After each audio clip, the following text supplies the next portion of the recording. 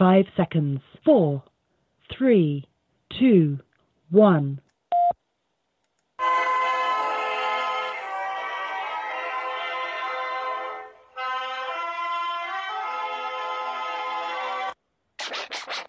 But we have to pass the bill so that you can find out what is in it. What? If you like your doctor, you will be able to keep your doctor. What difference at this point does it make? Doesn't make sense.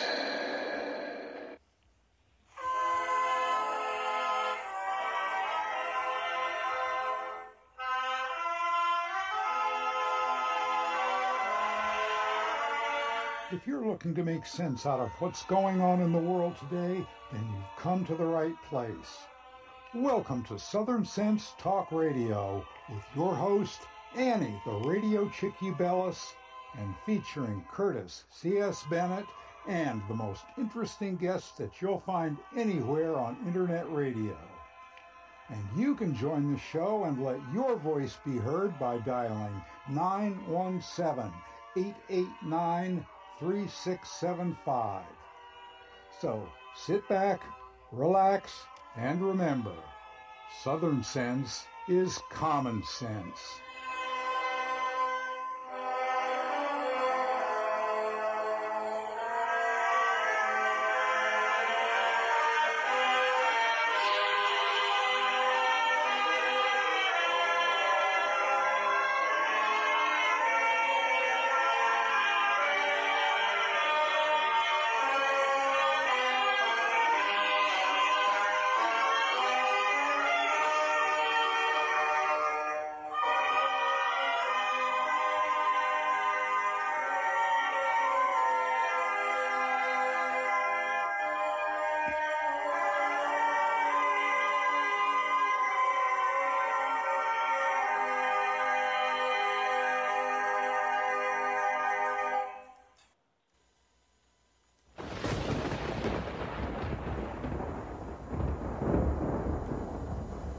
When an emergency strikes, what's your first impulse? If your answer is run to the grocery store, you're likely to find chaos and plenty of empty shelves. So how do you avoid this? Well, it's simple. You use today to make a plan, to prepare for things that may happen. It's a hurricane, earthquake, blizzard, or even social unrest, especially in today's political environment. The practical place to start is by storing up food in your home.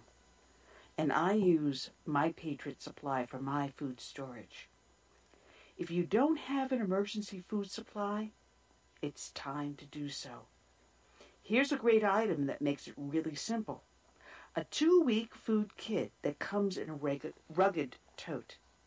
And it's only $75 when you go to my special website, preparewithsouthernsense.com, or call 888-441-7290.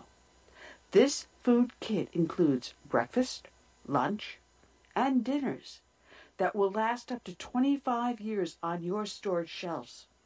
So order now and prepare yourself, and then rest easy. So it's very simple. Just call 888-441-7290 or go to preparewithsouthernsense.com. You know what? Let's make it even more simple than that. You're listening to my show, and it's called Southern Sense, and you know you put a dash in the middle, southern-sense.com, and click on the icon for My Patriot Food. Well, if you want to insist, you can still go to 888-441-7290 or go to my website, Southern Sense, put a dash in the middle, southern-sense.com. Be prepared. Point out the colors in you. All right, and welcome back to another adventure here on Blog Talk Radio. I'm your hostess with the mostest, the radio chick, Annie, and the show is Southern Sense, as if you didn't know. Oh, welcome aboard. I want to welcome aboard also my co-host, the one, the only, who's going, what the heck is this woman doing today to me? Curtis C.S. Bennett. Curtis, you never know what I'm going to start off with. You have no idea. God bless you, son. God bless you. Hey, I appreciate that. I'm still trying to get over the disturbing Mueller show the other day. I can't believe how weak that guy looked. And he was in head of an agency. Oh, man. Lord knows. We're going to be talking to a bunch of our guests about that because we've got an absolutely fantastic lineup. You know, I got to apologize. I'm a little frazzled. Besides the health issues I just have been recently overcoming in a couple hospital stays I didn't need. I've got a house guest that is with us. I love him dearly, but sometimes you have a house guest, and no matter how much you're trying to accommodate them, you find them underneath your feet. Oh man, and you try to be like, all right, fine. This is upsetting my normal routine. So how do I work around this? So if I'm a little frazzled, it's because I am.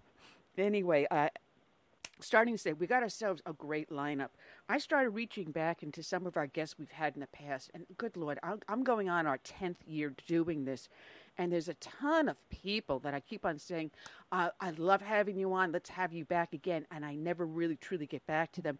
So I started doing that. I started reaching out to some of our past guests, and one of them is Charles Sam Faddis, or everyone knows him as Sam Faddis, former CIA operations officer.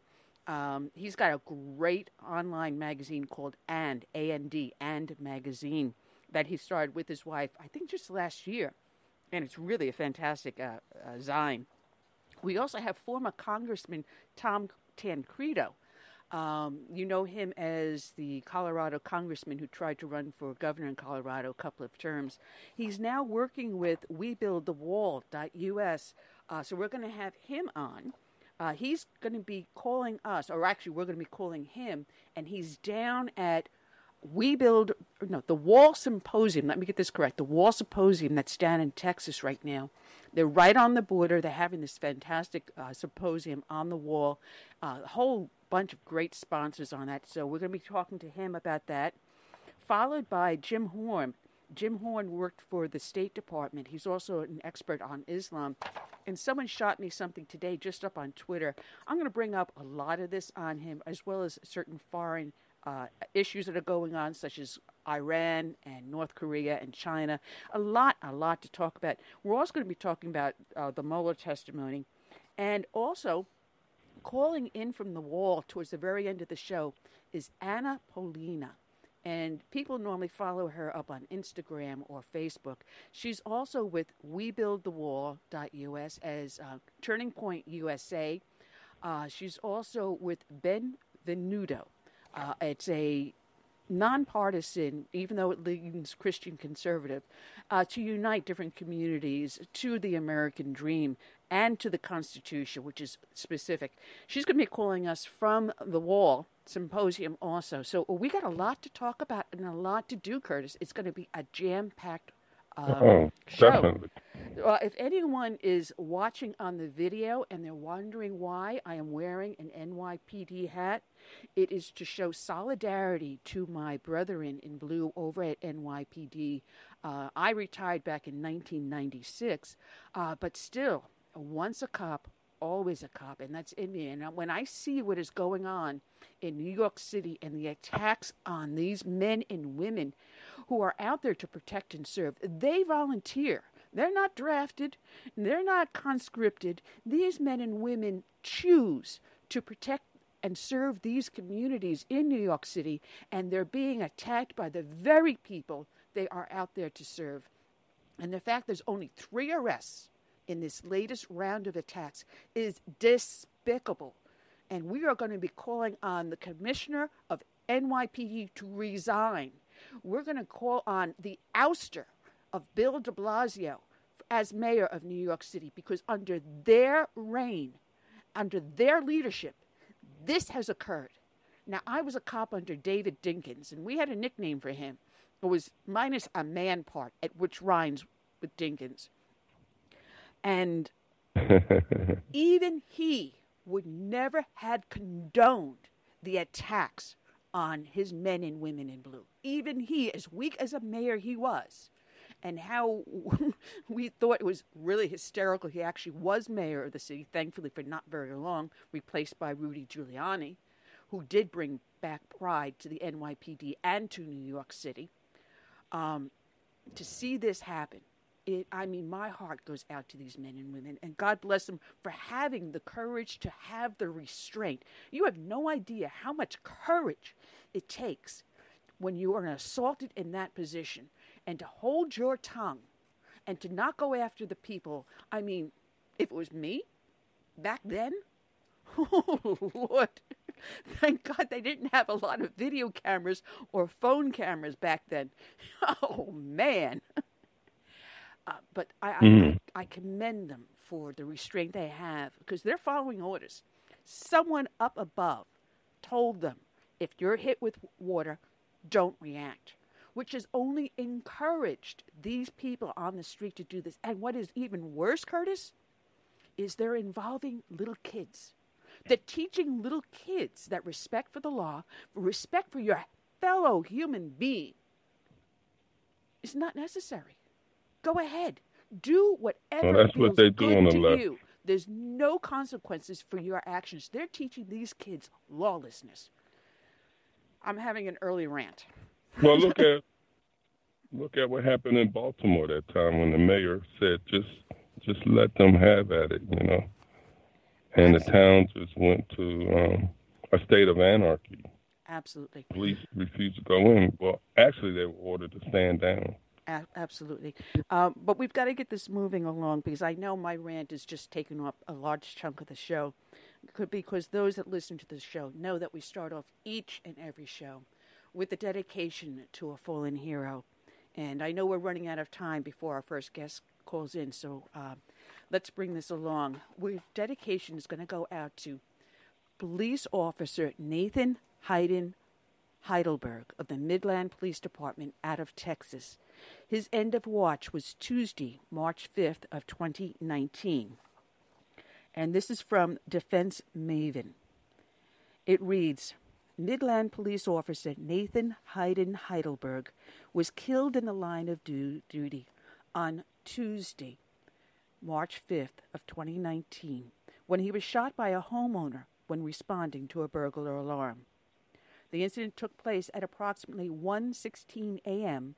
when Officer Heidelberg, 28, and Officer Victoria Ali responded to the 330 block of Eagle Cove for a report of a burglary alarm, reported the Midland Reporter Telegram.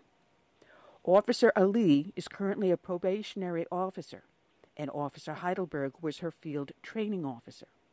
When they arrived, the officers circled the outside of the residence on foot and found nothing unusual according to court documents. That's when Officer Heidelberg realized the front door of the home was not secured and dispatched notification. 2 other officers arrived at the scene just in time to hear Officer Heidelberg's announce, Midland Police Department. Court documents read. Suddenly, a gunshot rang out. One officer asked the other 3 if they were all right, and everyone responded that they were. He said he then heard a noise and saw Officer Heidelberg lying face down on the ground.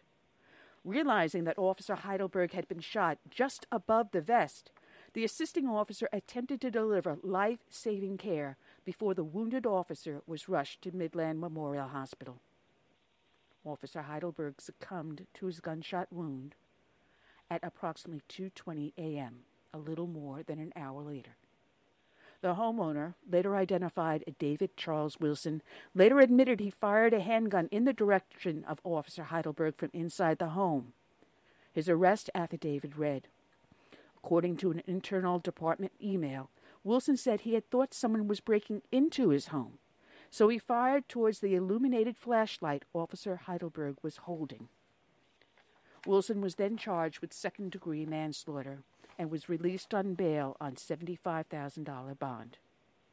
We would like to express our deepest sympathies to Officer Heidelberg's family and the Midland Police Department for the events that led to his death, Wilson's attorney Brian Carney told KOSA. David Wilson believed that his family was experiencing a home invasion and only fired his weapon to protect his family. The Texas Rangers are handling the ongoing investigation into Officer Heidelberg's death. Midland Police Department Deputy Chief Michael Hendrick said that the past 24 hours have been a nightmare for his department. Words can't describe how painful it is to lose a friend, lose a colleague, lose one of your subordinates, one of your employees, Chief Hendrick said. You train with these guys. You eat with these guys. You pray with these guys. You know their families. We're in mourning. It's very painful. It shocks it right through the bone, through the core of our system, he added. Officer Heidelberg was a 5-year veteran of the MPD.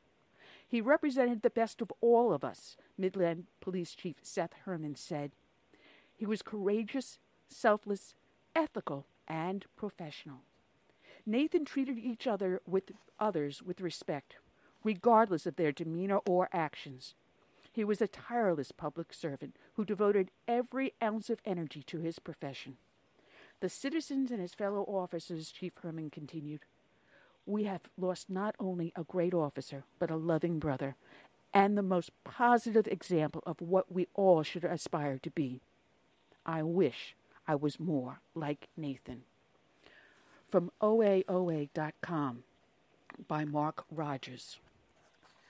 Hundreds gathered at First Baptist Church in Midland to remember Midland Police Department Field Officer Nathan Hayden Heidelberg, while thousands lined the street to show their respects to the slain officer.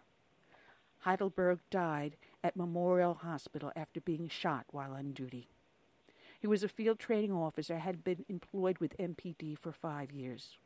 He was born and raised in Midland. He graduated from Midland High, Midland College, and Sul Ross State University, and graduated the Police Academy in 2014.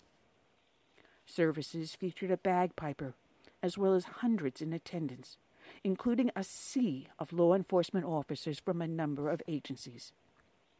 Dr. Darren Wood, First Baptist senior pastor, called him a great friend and extolled his patience and integrity. He said Heidelberg was in the local band Ricky and the Rhinestones and loved being a police officer and serving the community. Family was important to the late officer, he said. Today, we gather to honor the life of Officer Heidelberg, the minister said. He had a well-lived life, even if far shorter than planned or hoped for. Police chaplain Mark Detman talked about meeting Heidelberg. I watched them grow and progress through their careers. He said he was always kind and raised right, and said the most important thing he noticed about him was that he loved being a police officer. He loved what he was doing, Dittman said. I know his faith, I know his heart, and I know his love for Jesus. And I know where Nathan is today. Dittman said he hopes that faith offered comfort to his family, co-workers, and friends. MPD Chief Seth Herman talked about meeting Heidelberg while the chief was an instructor at the academy, and Heidelberg was a cadet. He represented the best of all of us, he said through tears.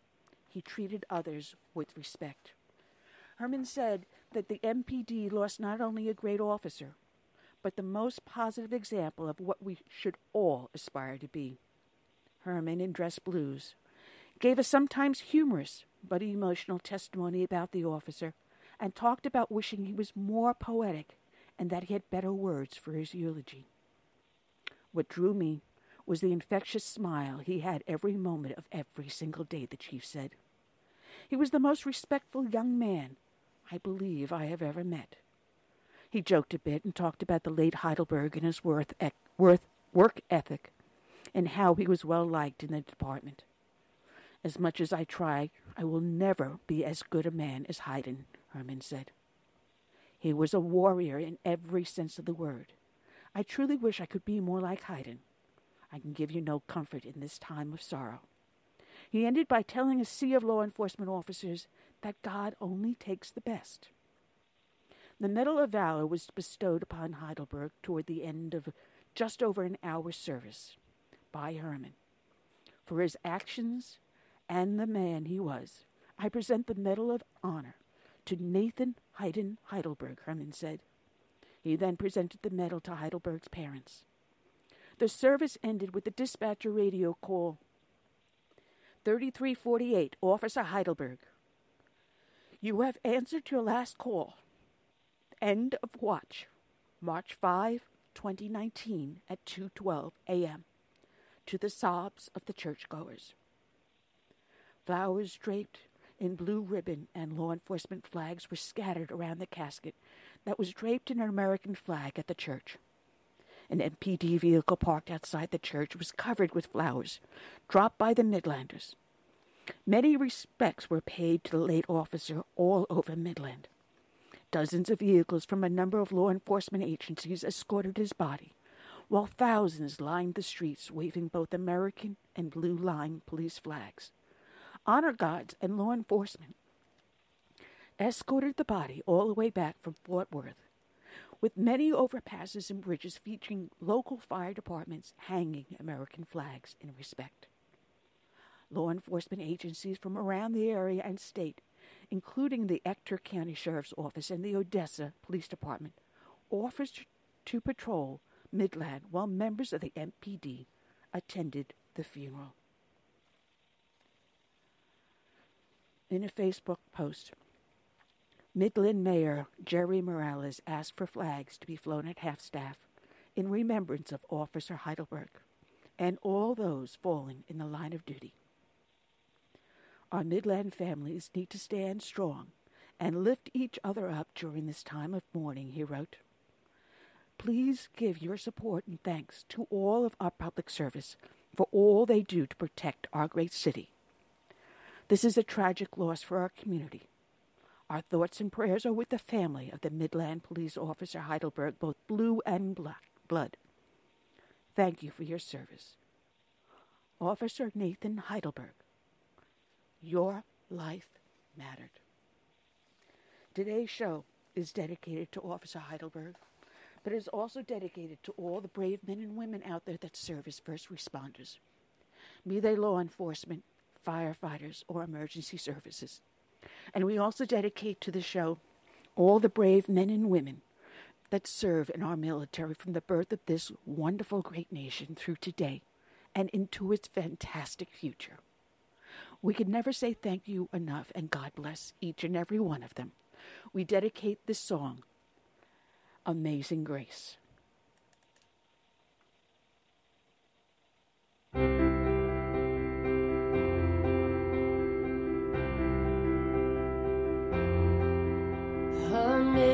Amazing grace, how sweet the sound that saved a wretch like me. I once was lost, but now I'm found, was blind, but now I see.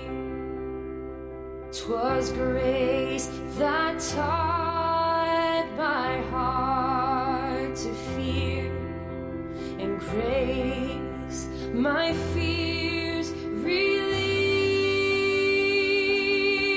How precious did that grace appear the hour I first believed. And when we've been there 10,000 years, bright shining as the sun, we've no less days to sing God's grace than when we first begun.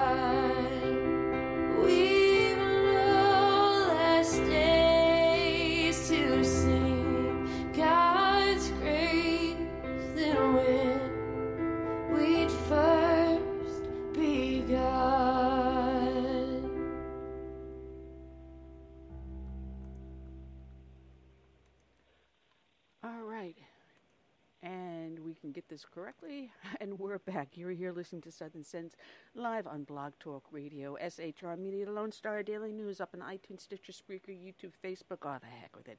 Just go to the name of the show, put a dash in the middle, southern-sense.com. We're waiting for our first guest to call in, but I understand we are having a problem with the phone lines. So let's hope that our guest, Sam Faddis, will be able to call in. Otherwise, we're going to do it on a wing and a prayer. So. Yeah.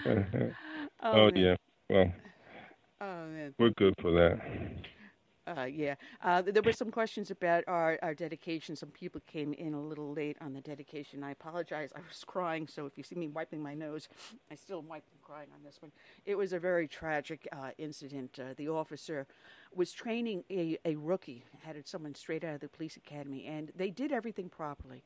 They get the call for a burglary. They actually did a perimeter check, which is the very first thing whenever you get any sort of a burglary or even a robbery call. You do a perimeter walk around just to check the doors, the windows, and everything else. And when he came back around to the front of the house, that is when they noticed the front door was open. So it is very possible there was an attempted burglary, and the burglar had fled. The homeowner was unaware of that. He may have heard a noise and heard something around the perimeter of the house, which may have been the officers themselves doing the check. And as he approached the front door, realizing it was open, he announced, Midland Police Department. The first thing you say before you enter into a building you don't know, and you don't know if you're confronting a burglar or a robber or whatever, you announce your presence vocally and loudly. And he did everything by the book, and unfortunately, he was hit above his vest, and he did not survive. It is very frightening to both the officer and to the homeowner, but it just shows the dangers of the job. And unfortunately, this homeowner is being charged. I don't see him facing any. I really honestly don't think anything personally should come to the homeowner. It is a tragic accident. And the homeowner had the right to protect himself. I think they went a little far on arresting him, honestly, but that's Texas, and that's the way it is, and it was an accident. Anyway, we got a lot to talk about. As I said, we're waiting for Sam to call in. I just shot him an email. Hopefully he'll be able to respond. I don't think I have him on my... come on, my phone is just misbehaving. But it is possible that it's Sam calling in at this moment. Let's double check. And if the computer behaves and brings us our guest on... here we go. Is this Sam? It is. Hi, Sam. Good afternoon. Our guest is Sam Faddis. You know him as Charles Sam Faddis. Good afternoon. He is the founder and editor of a great magazine. Is it a year or 2 years old? And magazine, A&D magazine. I'm losing track of time, Sam. Probably about a year since we took it over. Well, how is it going? It's going very well. We got a lot of really interesting people writing for us, and we're trying something new with the magazine. We actually rely on facts and to make our points. I know it's not in vogue, but we're just those kind of radicals. That is just too funny. I love that. I absolutely love that. We rely on facts. Do you hear that, lamestream media? Oh, man. Well, yeah. I got to tell you, it looks like we are successfully broadcasting up on Facebook and YouTube. So anyone watching sees I am wearing my NYPD hat in solidarity to my fellow brethren in blue being attacked on the streets in Manhattan. This is crazy, Sam. Did you ever think you would live to see when police officers would come under such an attack and so blatantly? And what really gets me in today's age of social media, these idiots videotape themselves doing it. So what do you think? Eventually they're going to get busted. What is the mentality out there? Well, obviously we're talking about an issue with IQ points, but it's sad. All kidding aside, and it's particularly sad, I think. It's sad for law enforcement anywhere. But when you think about the there was a time a few decades ago when, that we were talking about basically New York City was uninhabitable. Crime was so out of control. And really, law enforcement spearheaded an effort to really take that city back and make it, particularly relative to other major cities, incredibly safe, so that people really have flocked back into the city. And now you see us sliding back down the slope to the same place where law enforcement is vilified. And once again, you're just going to have the streets out of control. Very, very sad. The saddest part is I was part of that group of cops that came in under Mayor David Dinkins, and we had a name. It was minus a male piece of your organ there. That's what we called him, Mayor whatever list. But even under him, this would not have gone on. We were glad to see him go, glad to see Giuliani came in, even though Giuliani gave us a heck of a hard time with our contracts, which sometimes put us like, we love him, we hate him. But we were part of that crowd because I remember back in, good Lord, 1987, and I'm dating myself here, being sent over to areas of Brooklyn that were still burnt out shells from the 1977 blackout and riots. And I'm sure you remember that era back in 77 when it was just completely lawless. We had the huge blackout that covered all of Manhattan and areas of Brooklyn and the Bronx. And it just was a wild field day. Let's go shopping for the nearest, sneakers and TVs. And, whole neighborhoods were decimated that even a decade later had not been rebuilt. Yeah, well, and that kind of thing has happened in a number of cities with impact. I mean, New York, maybe because it's unique amongst American cities in terms of size and significance, was largely able to recover from much of that. But, you can look at areas of Baltimore and Maryland where big chunks of the city just simply have never recovered. Entire communities left the city and they never came back. And areas that once were very prosperous and generations of people had been there running businesses and so forth have just become, they're war zones. So the murder rate is off the charts and every other house is abandoned. Literally, the city has never recovered. I mean, you just still, actually, it's just continued to get worse year after year after year. And So how vilifying law enforcement and making it impossible for them to do their jobs helps anybody, I don't know. Right? It seems to me that the people who most champion this stuff are the kind of folks who don't actually live in the areas that they're talking about. No, and you'll notice two things. These urban areas are controlled by very liberal Democrats, number one. And number two, when they go on these sprees, these attacks against police officers or businesses, they attack the very neighborhoods that they live in. The people that own the corner bodega is your aunt, your uncle, even maybe your parents that you're attacking. They're destroying the very neighborhood they live in. But they get these outside agitators that come in and say, hey, listen, we'll pay you $15 an hour if you riot with us. And then they disappear. They don't care, like Occupy did. And we know we can trace it to Craigslist. A lot of these ads for people to come into these neighborhoods to agitate, and they leave. But you're stuck living in that very neighborhood that you just helped decimate. The logic defies me. Yeah, I mean, if you're talking about NYPD, right, the majority of the officers on the force by this point are minority, whatever exactly that means. But they're not the stereotypical white males that everybody wants to throw stones at. And overwhelmingly, they live in the city. So, and have grown up in the city, right? And so they're out there taking care of their town and keeping it safe for folks to live in and make a living in and all that stuff.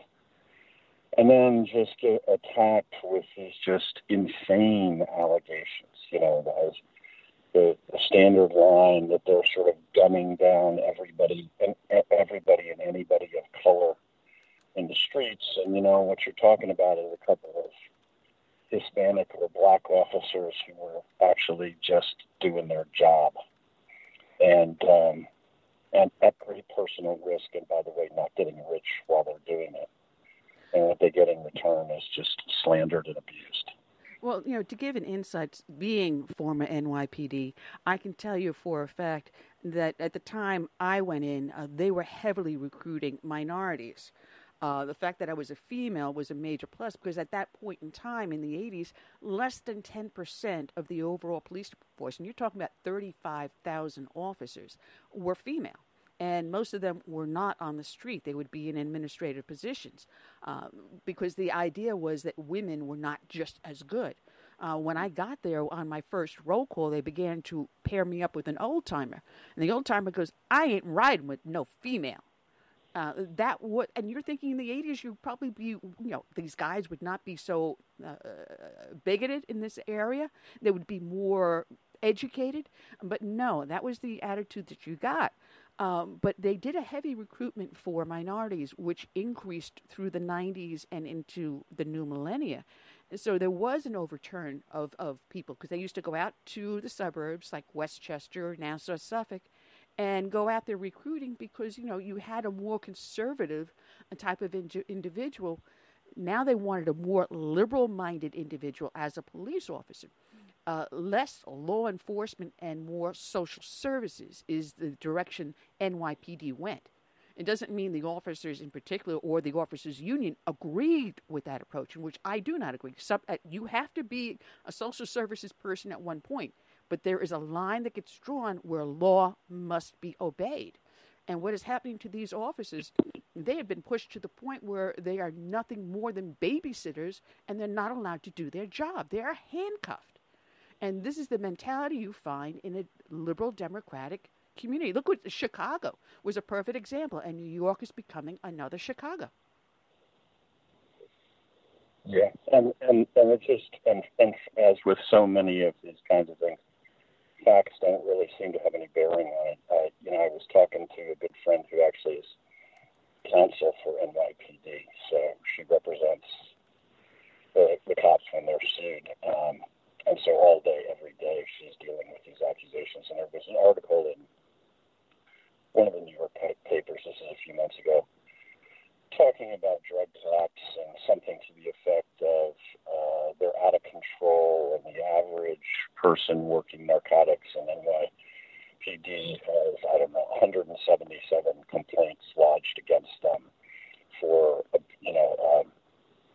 in regard to illegal searches. And so the article was written in this way that this is a horrifying number, and to give this suggestion that the cops are on a rampage and just kicking in doors right and left. And what this attorney said was, okay, so the deal is that the average narcotics cop is actually serving about 177 warrants a year. And every single time they seize drugs, somebody files a complaint. Oh, yeah. So when you tell me a drug cop has 177 complaints against them, all that tells me is that they're an average cop doing an average amount of work in NYPD. It means it is a completely meaningless statistic. And completely absent from the story was any evidence regarding how many of these complaints were ever found to be valid. It was presented as because someone had made a complaint, therefore something must have been done wrong. Mm-hmm. And in fact, overwhelmingly, as you well know, virtually never are any of these complaints found to be valid. But that was completely omitted from the story. So the story was deliberately written as cops have run amok. Exactly. And I used to have a training officer, a sergeant, who said if you don't get a complaint, then you're not doing your job. Knowing at that time in the 80s that someone is going to file a complaint the moment you make an arrest, the moment you write a ticket. And the funniest incident I had was I stopped a woman. She happened to have been a school teacher, a local public school teacher, racing because she was late to work. And so she blows a light in front of me. So I pull her over. And she was shall I say it politely, a very ample woman. And when I asked her for her identification or license or registration, she gave me a hard time. And I says, ma'am, please, you ran a red light. need to verify the vehicle and your identity. So she finally hands the information over to me, and she's just up one side but reading the other side. And I'm saying, you're late for school, right? And she says, I'm going to let you go with just a warning. And I'm trying to hand her documents back to her, and she's refusing to take them. She says, ma'am, I'm letting you go. Please leave it at that. And since she wouldn't take the papers, I just tossed them through the open window. Her driver's license fell on one boob. The other registration fell on the other one. I mean, perfect landing. I mean, you couldn't have planned this if you tried. So consequently, I get called in to Internal Affairs, and I'm being said there was a complaint registered against me, and he cites this one situation. So I explain it to him what exactly happened. He goes, officer, next time you have an individual like that, write them the ticket. So I said from now on. From now on. But I mean, I can say it's humorous today, but imagine an officer going through that very same situation today. Oh my goodness, they'd be hauled off in chains.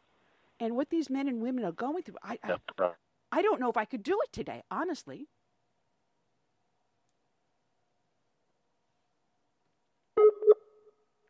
I think we lost.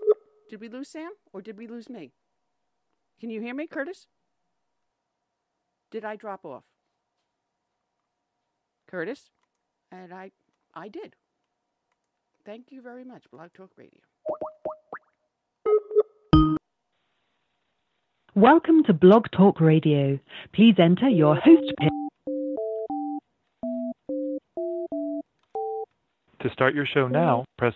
Since it appears you're calling back into a live show, we are reconnecting you now. Okay, I'm back. Blog Talk Radio kicked me out. And it looks like Sam was kicked out too. All right, Sam, are you there? We were when the powers that be. Yes, I'm here. The powers that be decided we couldn't continue our conversation. We were censored. The trolls have found us out. Yeah. Blame it on Google. You can't make this up. You cannot make this up. Listen, we're talking about the domestic terrorism. It's one of the things that you address in your magazine, And Magazine, which people can find at andmagazine.com. And of course, Sam, I'm always nice to you. I put the link up on the show page so people listening to the podcast can just click on it and get into your magazine. And they can also subscribe so they get your emails. You address the issue of Antifa. And this is an unusual phenomenon that started with Occupy, and now it's morphed into Antifa. And tell me Occupy and Antifa are not related. You now have a paid terrorist group, backed by individuals, which I suspect being someone like George Soros, instigating civil unrest. Why isn't it listed as a terrorist group? Yeah, well, it absolutely should be, and there has been legislation introduced at the federal level to have it declared that. We'll see where it goes. The most recent thing I wrote about was trying to focus in on this attack that happened down in Washington State with this guy that showed up at this ICE facility with a rifle and some incendiary devices and successfully set on fire one vehicle and then was eventually killed while he was apparently attempting to blow up the big propane tank next to the building, which, would have killed a bunch of people, most of whom probably would have been the illegals held inside that he theoretically was fighting on behalf of. But what fascinates me, in a horrible way, is the way this has been treated on the web by sites that are Antifa sites, because they have taken complete ownership of this. They didn't make any attempt whatsoever to distance themselves, to say, we're for resistance but never violence. There was no such verbiage. They owned it. They lionized him, specifically referred to him as a martyr who had died in the service of the cause. He wrote a whole manifesto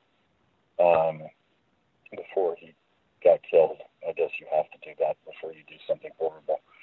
And they published that entire thing and endorsed every word in it, and it's an explicit call to violent action. So it's really, really, really disturbing, because it's not, what he's saying in his manifesto is basically, I'm the first of many, and my only regret is I won't live to see the success of the revolution. And Antifa completely owned it and endorsed it. So, they are encouraging this kind of thing to happen all across the country. Well, someone just posted a question, which I put aside last night when I was doing my notes, and I've actually asked myself this very same question many times since the rise of Antifa, because you notice the uniforms they wear, the dark clothing, the mask, they are reminiscent of what the Islamists, the ISIS, Al-Qaeda, Hezbollah, what they use, what they do when they go and riot in the streets. And so my question to you is, do you think that possibly they are being infiltrated and they are being encouraged by the enemies of the United States to do these riots, maybe even financed in some areas? Well, yeah, I'm not going to discount anything. If so, I haven't seen that evidence. But I tell you what, this is another thing that I point out in the article. The way they have talked about, in particular, I'm using the guy in Tacoma, I think it was Tacoma, as an example. He's by no means the only violent act associated with them. The way they talk about him and everything they've written is eerily reminiscent of exactly the kind of groups that you're talking about. I mean, Hezbollah is famous for parading its fighters in caskets through the streets with people chanting. All these groups refer to the folks that die doing horrible things as martyrs in service of the cause. That's exactly the way Antifa and other, Antifa's kind of a loose confederation of groups. All of these associated groups, the way they're all talking about this. So, in my mind, there's no question whatsoever that we are talking about domestic terrorism. And as I wrote in a piece, a week or two ago, this is the beginning. This is not the end. This is not something that happened, case closed, let's move on. Everything they're doing is to encourage this to become ever more frequent and ever more violent. So if we don't clamp down on them, the next thing is going to be much more horrific than a guy burning a vehicle and trying to blow up a propane tank and getting stopped at that stage. I mean, the next thing that's going to happen is you are actually going to have a mass casualty event there. And or they're going to start explicitly assassinating law enforcement officials and ICE officers and that kind of thing. There's absolutely not one word in anything of their reaction to this suggesting that they are distancing themselves from violence.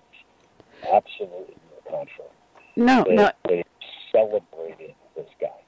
Absolutely. Having lived like you through the 60s and 70s and watching the rise of people like Bernardine Dorns and Bill Ayers and the attacks and the bombings and the attacks on police officers, public buildings, and the people that were killed from it.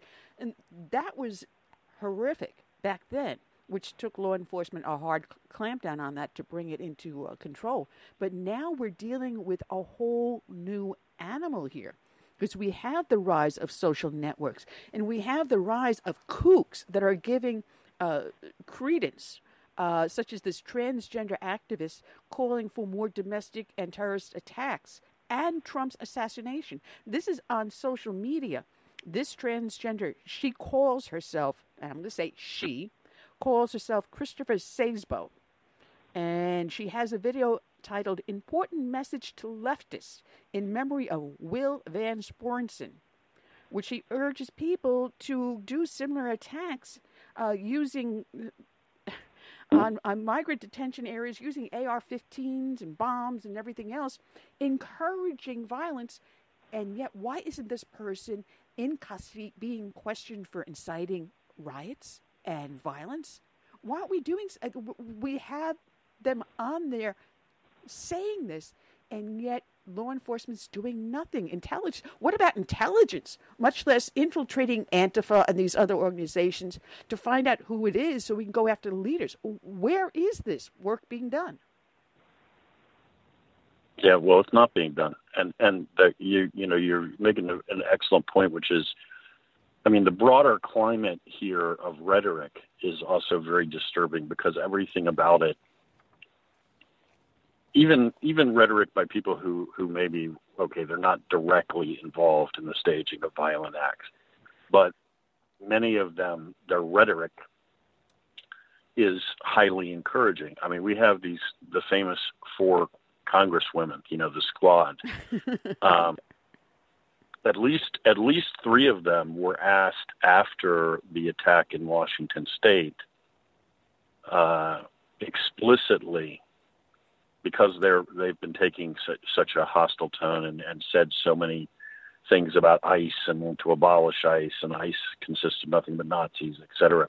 So they were all asked directly to comment.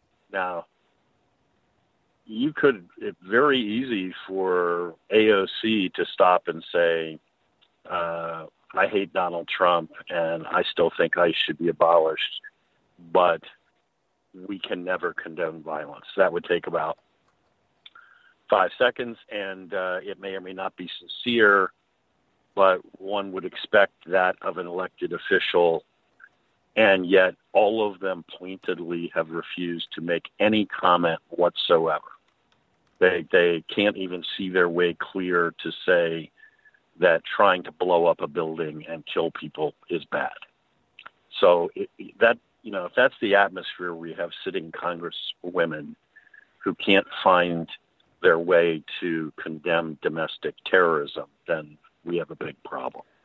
And unfortunately, I don't think we're doing much about it. And I suspect, unfortunately, that you're going to see it get a lot worse before it gets better. The guys when I first cut my teeth in counterterrorism, the first groups I was working against Palestinian groups as well back in the day, but the first groups that I cut my teeth on were European left-wing Marxist-Leninist groups, the Red Brigades and Red Army faction and 17 November.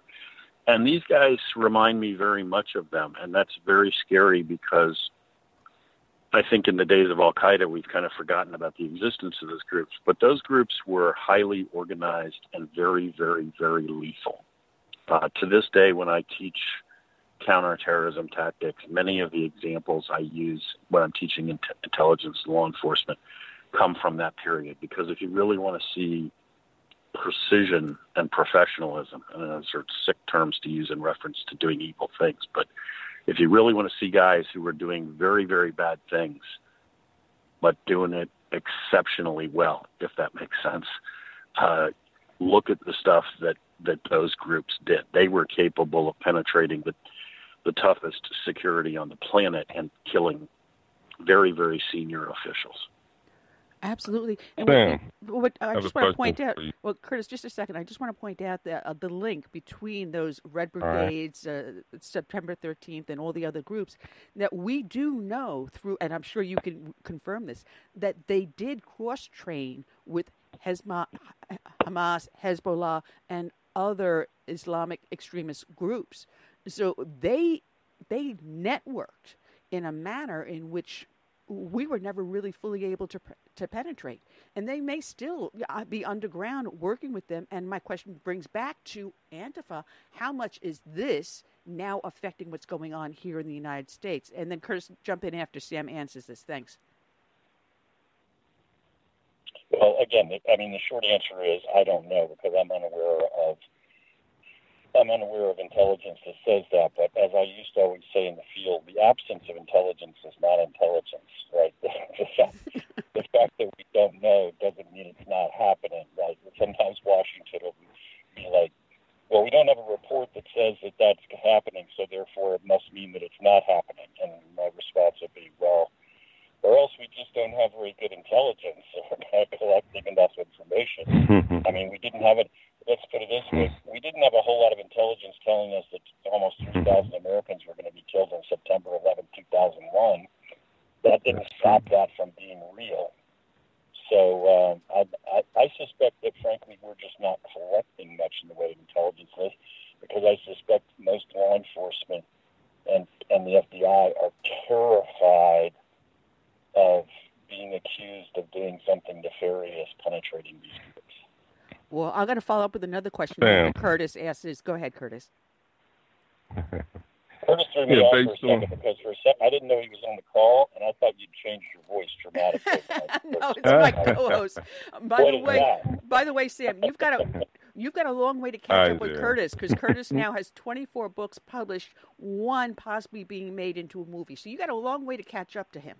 So go ahead, Curtis. I got to get off the phone and start writing right now. Hey, based on your experience in intelligence and all those other things that come with your expertise, what do you think is the greatest threat to America today? Islamic terrorists, China, or the Democrat Party? Well, I think the greatest long-term if you're talking really at a strategic level, I would say that the Chinese are our greatest national security threat. What do I think about the Democratic Party? I think the Democratic Party is in the process of committing suicide. I mean, they apparently decided to run against Donald Trump on a platform where the choice is going to be vote for communism or vote for Donald Trump. And a big chunk of the country will vote for Donald Trump no matter what, and a big chunk of the country wouldn't vote for Donald Trump if he cured cancer tomorrow.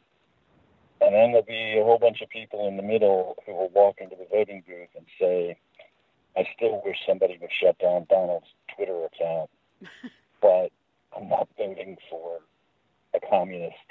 I'm not voting for free health care, and I'm not voting for universal basic income, and I'm not voting for open borders.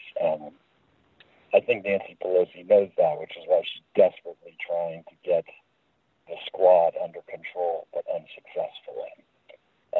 That's what I think. Well, I was going to, what was I following up the question with? Oh, geez, now I just had a major brain fart. Thanks, Curtis. Do you think Islamic terrorists are still? Do you still think Islamic terrorists are a threat to us? I absolutely think Islamic terrorists are a threat to us. I don't think. I end up talking about Islamic terrorism all the time, and basically what I say is, and I make a distinction here between being at war with Islamic terrorism and being at war with Islam. We are at war. I think that's an accurate phrase because it conveys the magnitude of the task with Islamic terrorism. I think we will be in this war for as far into the future as you can see. So we just ought to accept the fact that this is not like we're going to win next year or 3 years from now. You're just going to be fighting this one way or the other for a very long time, and I think it's just going to shape-shift all over the planet, everywhere. The world is filled with countries that are coming apart at the seams, failing states and ungoverned spaces, and that terrorism will constantly be cropping up in those places. The number one thing that scares me about the threat from Islamic terrorism is the possible nexus between Islamic terrorism and weapons of mass destruction. Because it's just not... ISIS routinely uses chemical weapons, right? They do that all the time. The only reason they don't do it on a bigger scale is simply they still have more success killing people in large numbers with conventional explosives than they do with chemical weapons. If they ever get to the point where chemicals are actually more lethal for them, then that'll be horrifying. But we could see, there's no great scientific gap between where we are now and a biological terror attack. There's no nuclear weapons have been around for whatever it is now, 75 years. A whole bunch of countries have them, including places like North Korea. The Pakistanis are building them faster than any country on earth. The line between all of those weapons being in the control of nation states and one of them being handed over to a terrorist group becomes thinner and thinner and thinner every day. All it would take would be a couple of senior officers in the Pakistani military with Islamic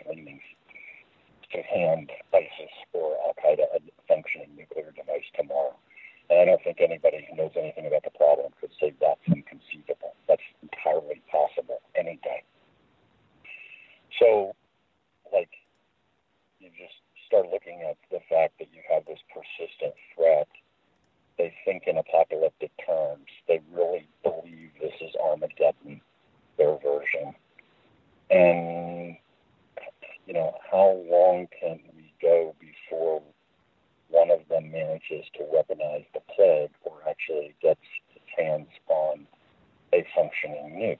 And then we would go from where we are now, suicide attacks horrifying enough, to events that truly can kill a city and kill tens of thousands, if not hundreds of thousands of people. So, yeah, I worry. I mean, if you ask me to list all the things I worry about, that'll be a very long list. So I'd say China was the number one strategic threat. That wasn't meant to minimize the fact that there are lots of other dangers out there. Well, you know, before I go on to my next question, I want to mention to the people that are watching on the video in Facebook and YouTube, if they notice there's something strange behind me, because normally they see the bookcase with all my authors, such as yourself, Sam, sitting on that bookshelf. I put up a poster I carried about a month and a half ago up in Orangeburg, South Carolina, when Mayor Bill de Blasio came to visit to try to jam up some black voters for his campaign. So I'm going to just scoot out of the screen just bear with me for a second so people can look at the poster I carried. Hang on a second. It says, "We say no to de Blasio." And that was my own creation. But my next question goes into, again, New York City. I just can't seem to get myself out of there today. About the power outage they recently had. And when I saw the outage go out, and I was there when power outages go out, and you'd have them like in a small block area. You never had anything as massive as this, especially after what happened in 1977, the way that Con Ed had everything come down on them to revamp their power grid. To see this type of an attack, and they're saying, well, it may have gone back to this one transformer, this one link, and yet when you look at that specific link, there's no evidence of anything having caught fire there. I bring the question back as to now we're worrying about Islamist or ISIS or Al-Qaeda or whatever attacking us using Antifa. What about now Russia hacking into our power grids? We believe that they already have the ability to shut off the power of course, our nation already. Yeah, so, and this is another one of these things that, this is the kind of, we're talking about a thought process here that I think illustrates something that I struggled with all throughout my career, which was you try to get people to focus on threats and prepare for attacks that have not yet happened. And you find this persistent mentality in the bureaucracy, if that's the right term, that, well, that's never happened, so we don't think it's going to happen. Which would lead me periodically to say, I guess I'm confused about the purpose of intelligence. Because if we're only going to protect ourselves against attacks that have already happened, then why are we wasting all this money on intel collection? Just wait till they kill a bunch of people one way and then protect yourself and don't let them do it again. We could save billions of dollars in a lot of time. I thought the purpose of intelligence was to give you foresight and warning and allow you to prevent attacks from ever occurring in the first place. And you just constantly fight this mindset. So on the power grid, the evidence, first of all, the Russians have perfected what they generally refer to as hybrid warfare, which is a combination of special forces actions and sabotage and all sorts of other things that they've used against a whole host of former Soviet republics, the Georgians, the Ukrainians, the Lithuanians, etc. And a big portion of that has been for years now, decades now, cyber warfare, starting with some fairly straightforward, basically denial of service requests, attacks, but still very effective, and then progressing from there to much more sophisticated attacks. And the documentation on their capability to attack our systems in a whole variety of ways and is massive. That's known. And it's also known that they have not just thought about it and planned for it, but they have hacked their way into power plants. They've hacked their way into the New York Stock Exchange. They've hacked their way into all kinds of things. And this is not just a matter of being able to delete data or you won't be able to get money out of the ATM one morning. literally taking this to the level of being able to cause physical damage to power plants and the electrical grid and so forth. So, does that mean that the Russians were behind this blackout? I can't prove that. What it does mean is that you ought to be very seriously considering that possibility, that, they're not just sitting back thinking one of these days if we have a problem with the Americans, we'll figure out how to do this. They're kind of like the Iranians. They're constantly preparing. They have plans sitting on the shelf and capabilities that have been exercised. So it's something we absolutely ought to be very, very concerned about. What scared me is under the Obama administration, we kept on hearing about uniting the power grids, because you'd have blackouts in certain areas across the country under his administration. And they kept on saying, well, we need to have control in one place for the power grids. And I kept on screaming, you idiot. You want to decentralize.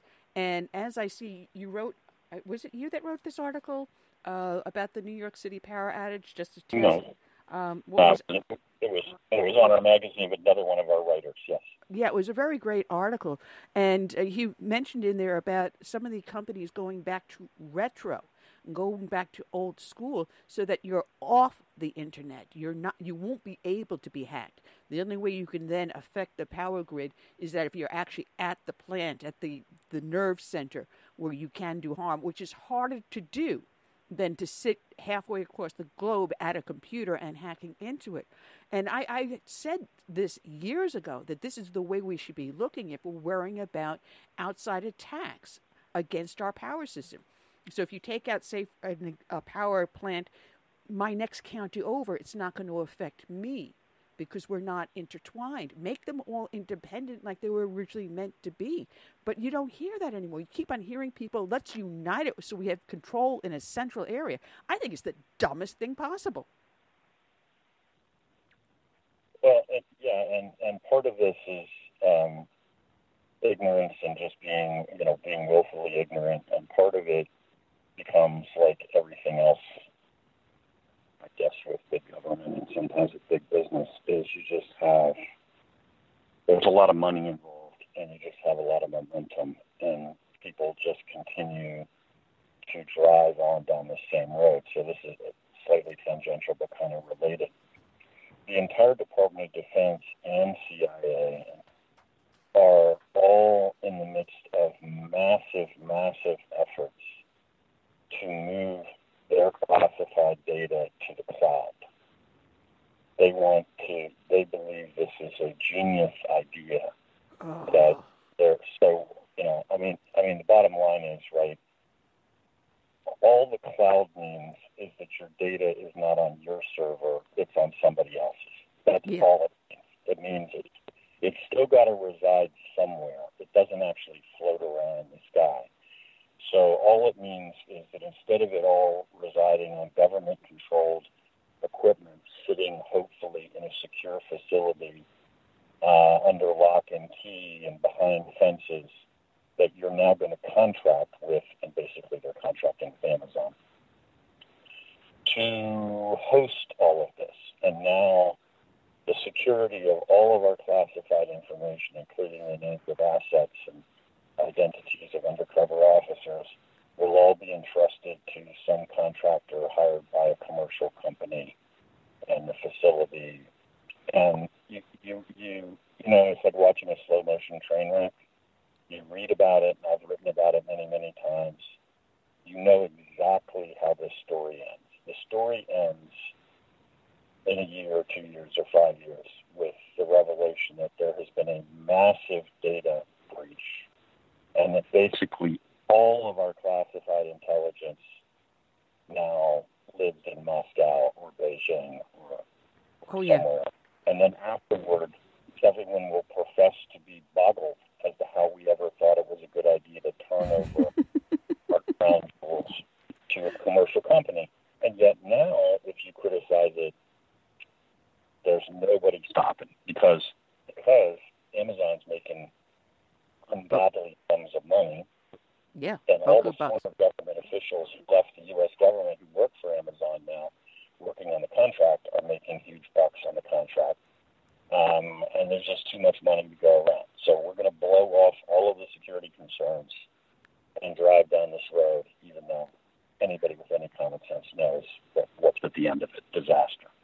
what's even funnier is you hear members of Congress saying that we've got to investigate these high-tech companies such as Amazon and Google and blah, blah, blah, blah, blah. And you hear about lawsuits coming up against them filed by both the government and by individuals against Amazon, Google, and all these other high-tech companies. And yet they are still entrusting their documents and their precious data to be uploaded to this cloud. And Amazon is a monstrosity. Why would you think it would be secured in a third-person server and not in a top-secret government vault where you've got fireproof, nuclear-proof, whatever? Keep the hard backup in a government vault. You don't need it in the cloud. See, I won't even upload documents to the cloud. I may put something innocuous that is something I don't care if everyone takes a look at, only so that I can share it with other people. But I won't put anything up into the cloud. I keep on getting my computer saying, you haven't backed up to the cloud. And I keep going, no shit, Sherlock, and I'm not going to. If someone little like me can understand the ramifications of this, why would I think my government would be as sane as I am? Duh, what am I thinking, Sam? Yeah, well, too much money and I was standing in a facility of a unit affiliated with NSA a few years back, and they were in the process. I was there because I was working with them, training some personnel and so forth, and they were swapping out all of their computers in this unit that does sensitive work for NSA, and they were bringing them in on big flatbed carts, and every single one of them was still in the box. Every single one of them was manufactured in China. And I said to one of the guys as they're taking these things down and hooking them up to this sensitive classified system, I said, does anybody here worry at all about the possibility that the Chinese have done something to these devices, that like as soon as you plug it in, basically it's going to phone home and start, uploading everything to Beijing?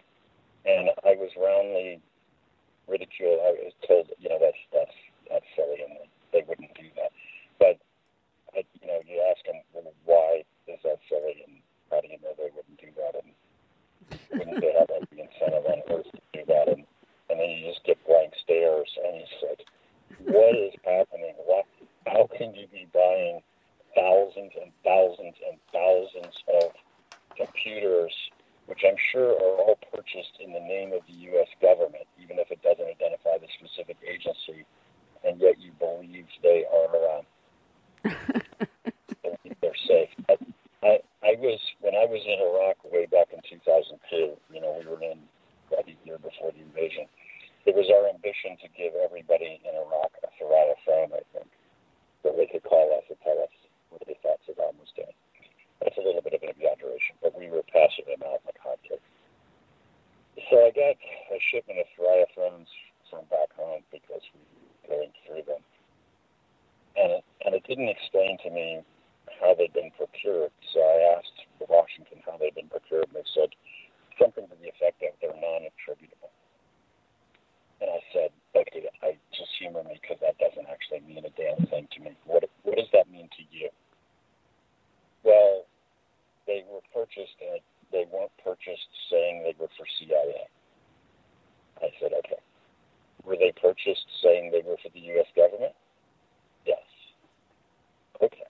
So in your mind, if I give this to an Iraqi and he goes to Baghdad, which is while Saddam's still around, and he gets caught with this Thuraya phone, and they check with the company and ask who purchased the phone, and the answer is the United States government. In your mind, the Iraqi intelligence is going to say, oh, well, that's fine. As long as you just work for the Americans, not the American CIA, sorry to bother you. No. What are you talking about? You're going to get everybody killed that has one of these. So we took them, boxed them back up, sent them back to Washington, found our own, moved on and did other things. But what is this mentality? What are you talking about? Anyway. It's very funny because, we take technology for granted, but we don't pay attention to how it can be so easily breached. I look at these people that have these Echo devices or whatever they have, or Siri or whatever they have, and it's like, well, Siri, and we're finding out that, lo and behold, yes, Amazon and Google and whoever else provides you with these little smart devices are uploading all your pictures and your conversations and Lord knows whatever else you think you're saying in the privacy of your own home, your bedroom, or wherever you have these devices.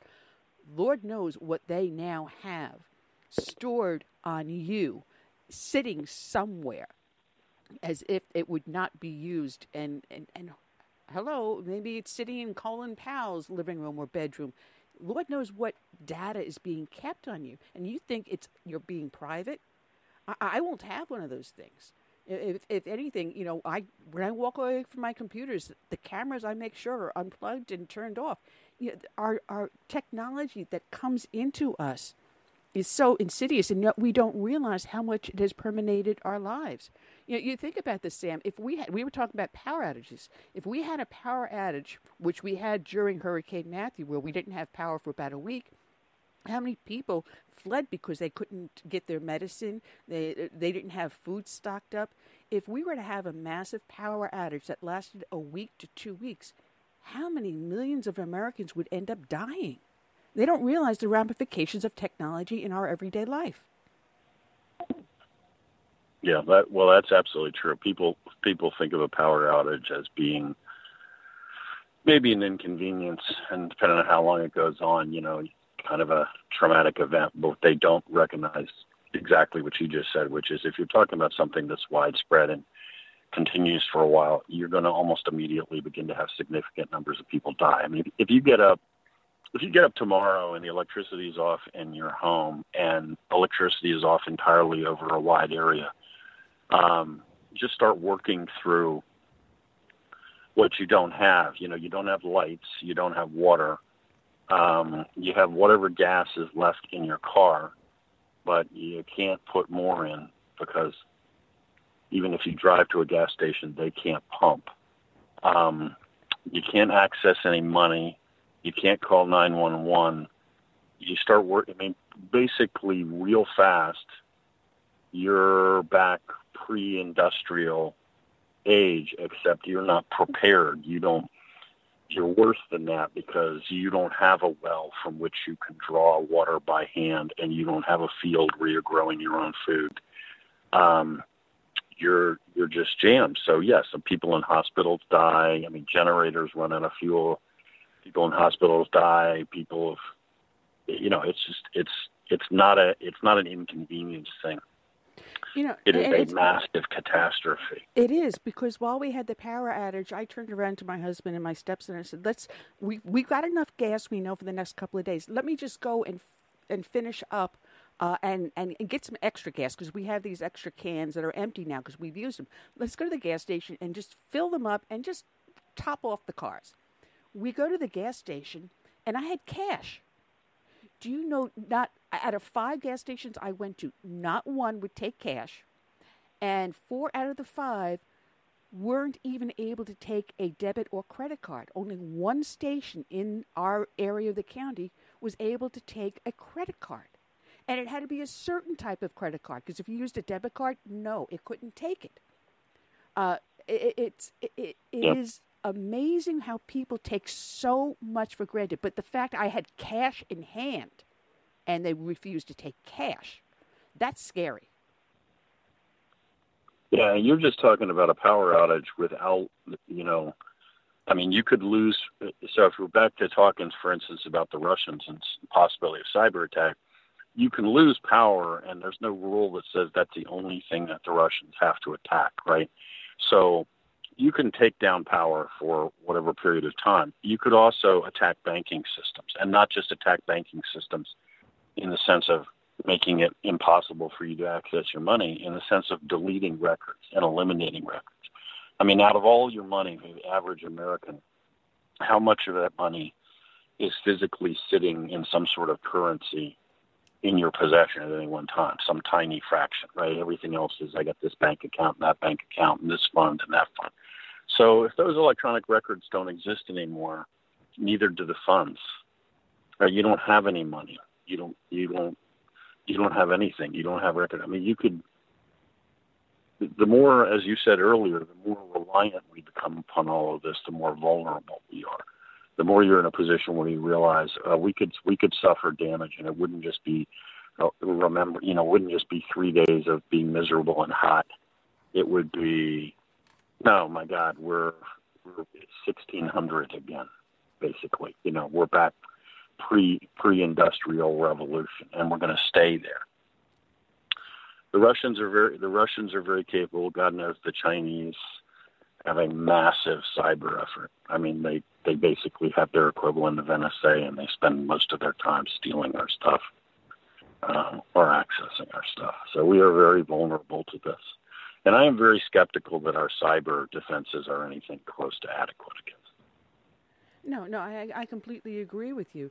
And we already know that the Russians have been using the cyber attacks in Ukraine and other neighboring satellites to bring them into line.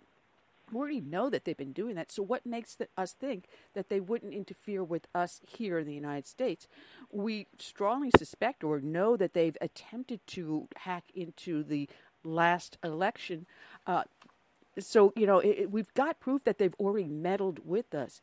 And yet we hear President Trump, making his announcement that we're going to double up our efforts in cyber espionage against Russia. Well, we've got China. We've got India doing it.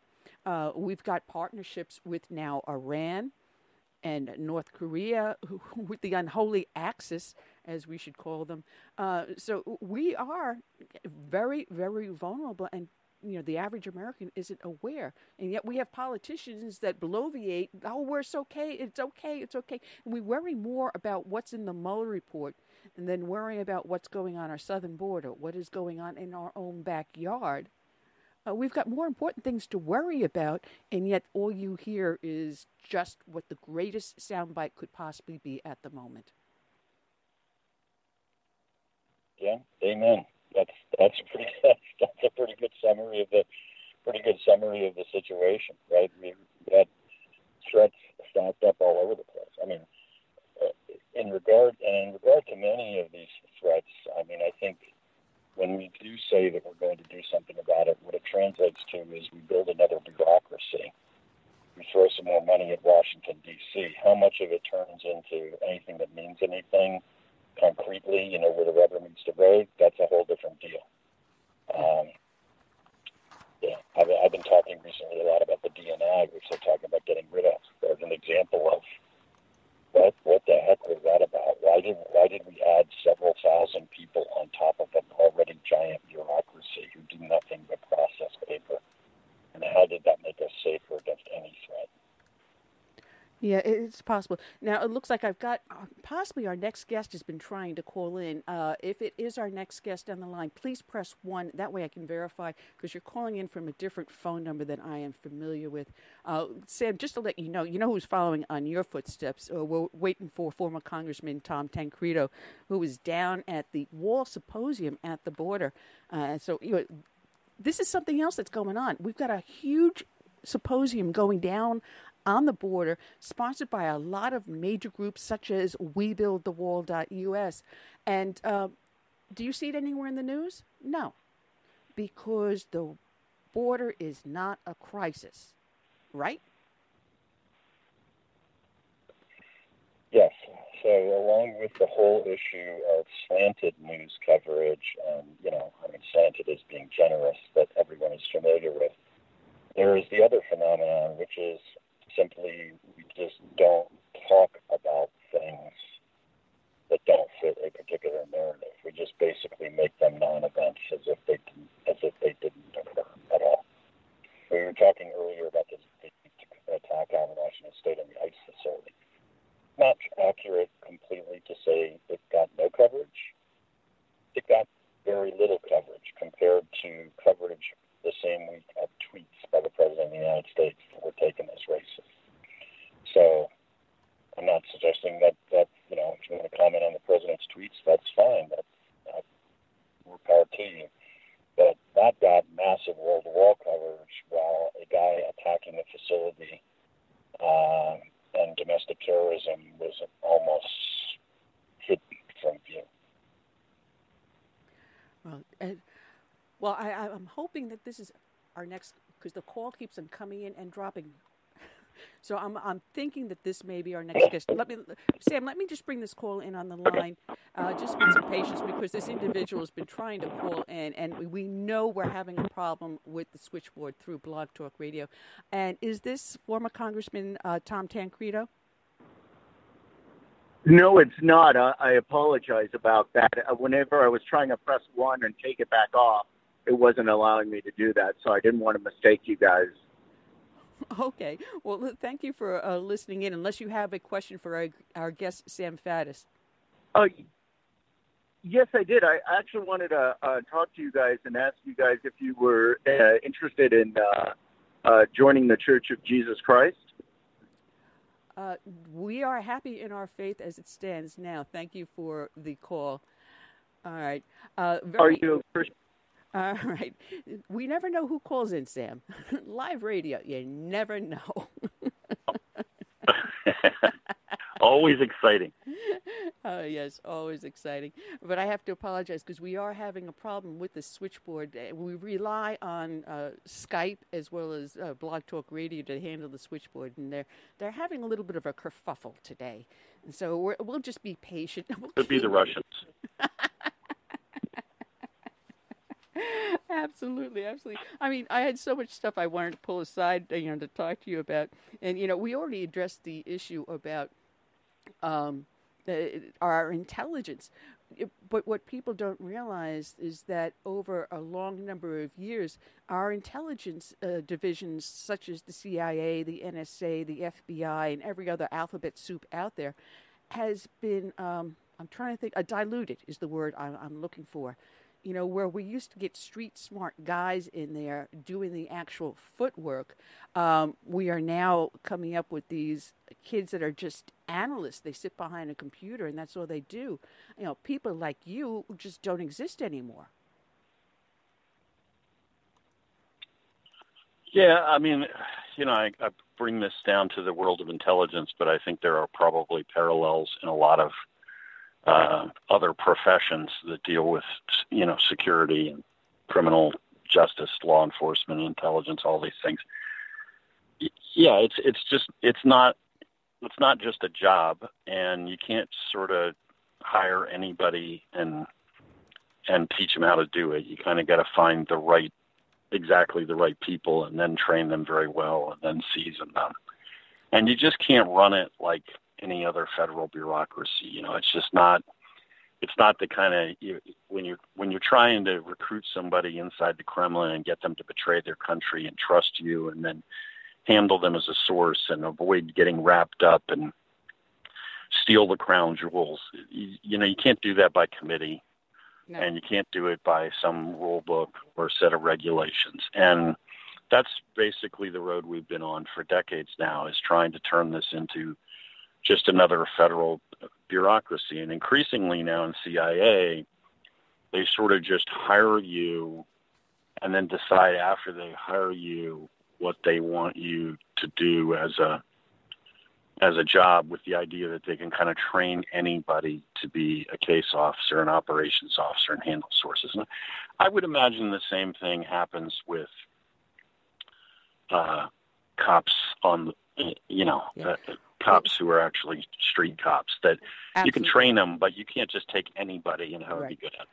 Exactly. Sam, I want to thank you for joining us, because we do have former Congressman Tom Tancredo on the phone, reminding everyone to go to your magazine, andmagazine.com. And again, Sam, those that are listening in on the podcast later on, just click on the link and it'll take you directly over to your magazine, which I love. I mean, I use it all the time. I get your emails, and God bless you and your wife for the hard work you do.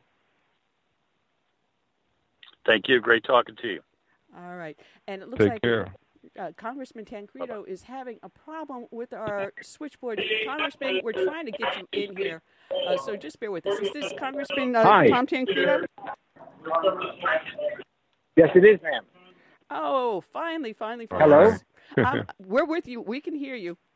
We can hear you. Okay, Congressman. good. I'm at.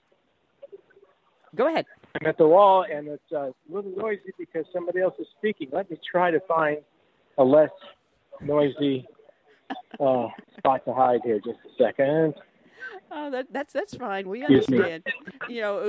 Okay, on how about live that? radio, defecation occurs on live radio. You never know what you're going Right. to get. Usually my dog starts barking, but I don't have one here right now, so we can avoid that particular problem. Yeah. Now you But joined. okay, is that any better? Oh, you're perfect. You're absolutely perfect. Can sir. you hear me? Yes, we can hear you loud and clear. Now you're at the All border. right.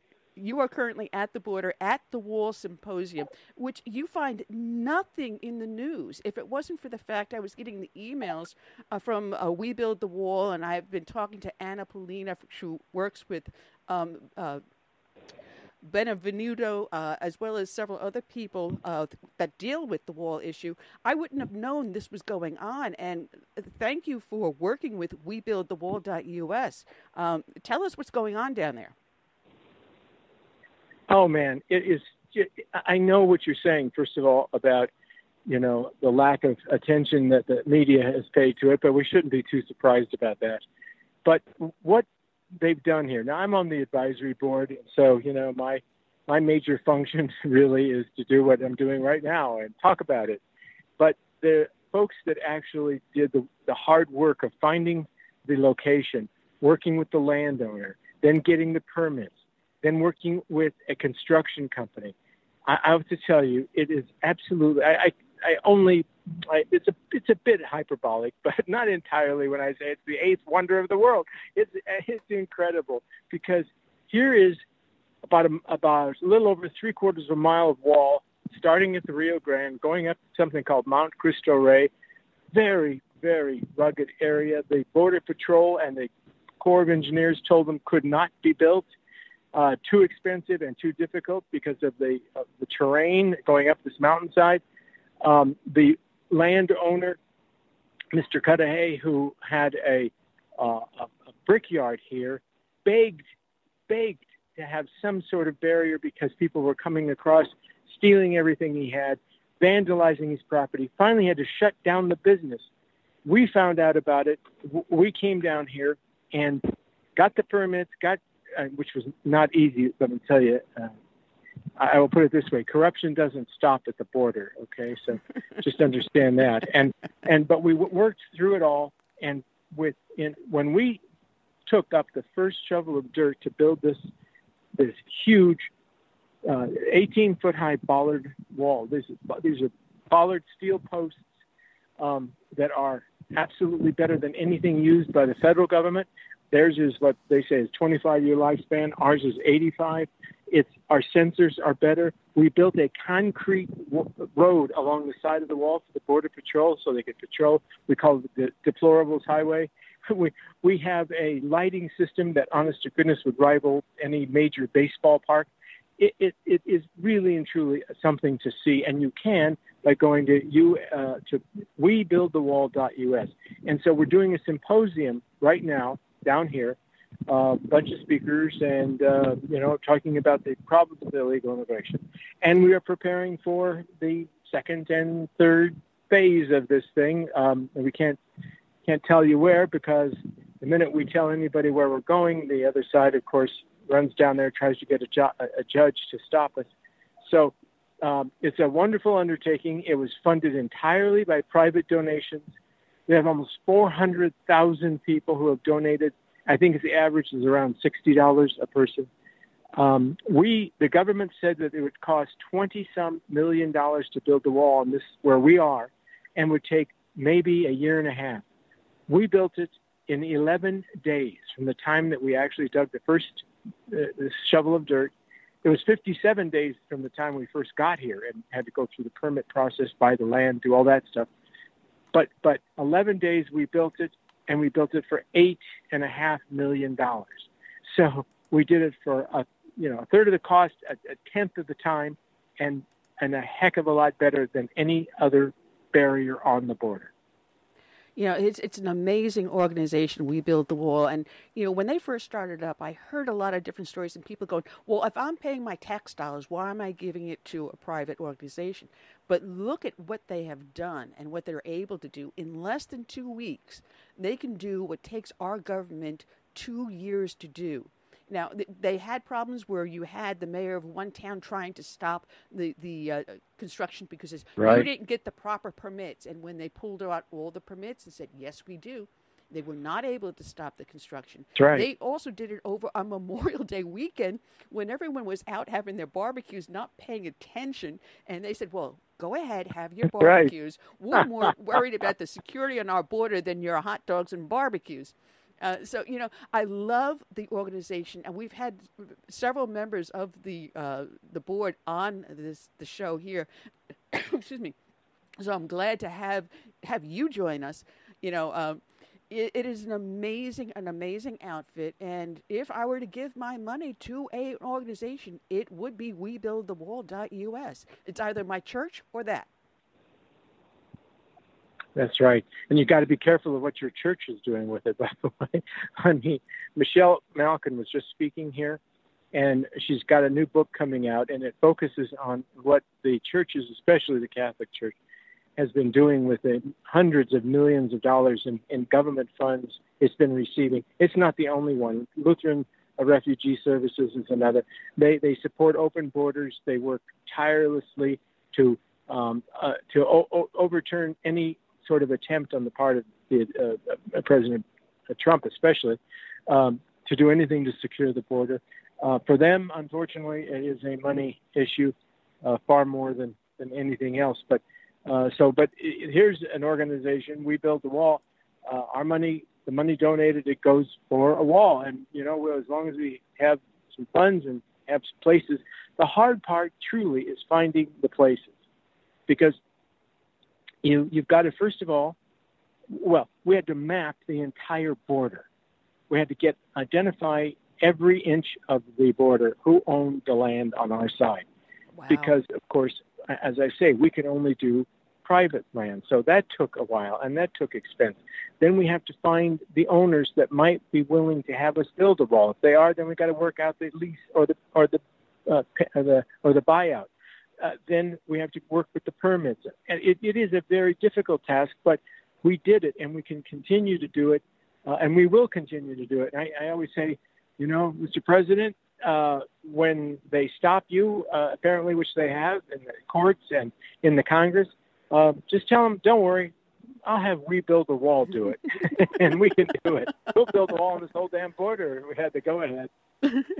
Well, it's funny because it took more than 100 years, I think going back to 1825, to finally settle where the exact border is between North and South Carolina. And that's a small area compared to what your undertaking is at the U.S. border, stretching from the California all the way through to the Florida Gold Coast.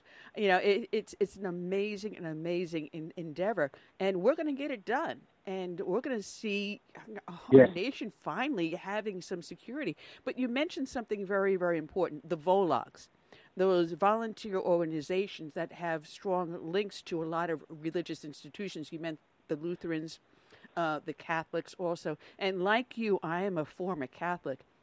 And I grew up at a time where, you trusted the church. You grew up. I actually taught Sunday school.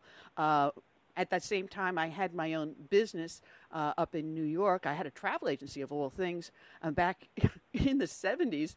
And just as Reagan was coming into the office, which was a good time to be a travel agent, I left the corporate world. I became a New York City police officer. And I talk about this, and my listeners know.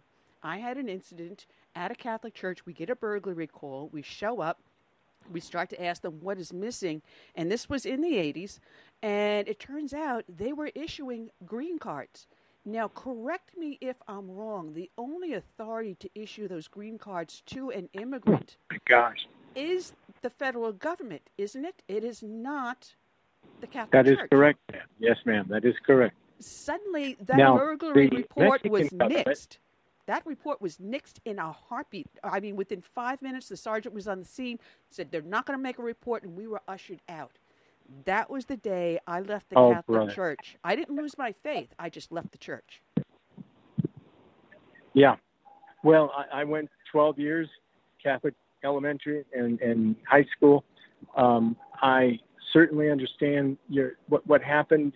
Much kind of similar things happened to me. And as I say, Michelle Malkin, her book is coming out, and doggone it, I am so embarrassed that I can't remember the title. And I wrote some pub notes for her. So, but her book will be out in just a few weeks, and it focuses on this entire problem. So, kind of watch for that, and you might want to have her on too.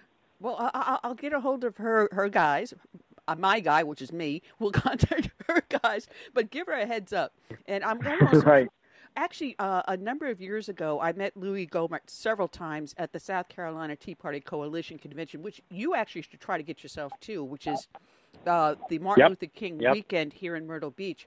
But Louis has met me, and he said he's happy to be on, but I've yet to get him on. So you grab him by the ear and say, "This is he's going to be here tomorrow." Say, "This is an intelligent young lady." He's going to be here tomorrow. I'm on the panel with him. Oh, tomorrow. Awesome. Then I'll throw your So name around. I'd be happy to tell him. From one Italian to another, I'll be happy to throw your name around. That's right. All right. Yeah, that'll be fine. Well, my grandmother said, Anyway. that'd be a nice Italian boy. You be good to him. My grandmother, I can still hear her voice. Well, you know, when I first ran for office in 1976 in Colorado, I ran for the state legislature, and I said to my parents, who were both alive at the time, they had retired. My mom she worked for Jocelyn's department store for 45 years as a clerk. My dad was a truck driver. Blue collar people, not really political very much. But so I went to him and I said, "You got to help me. I'm running, but I can't leave I was teaching school." And so I said, "I can't leave to, campaign. So you've got to go out every day." And my mom would say, so she says, well, what do we do? And I said, well, you hand out stuff and tell people what a great guy I'm in and stuff like that. She goes, well, okay, what do we give out? So we came up with it's called, it's just a little card. On one side, it was a Tancredo family recipe for spaghetti and spaghetti sauce. And it was her recipe, truly was. On the other, it had this hokey, oh my gosh, Tom Tancredo's recipe for good government, a dash of integrity, a spoonful of honesty. It was the most hokey thing you have ever seen in your life. But we didn't know. What the hell did we know? We were sitting around the kitchen table trying to think of something that people wouldn't throw away. So we go hand them out, right? And every day I'd go to work, but they'd go.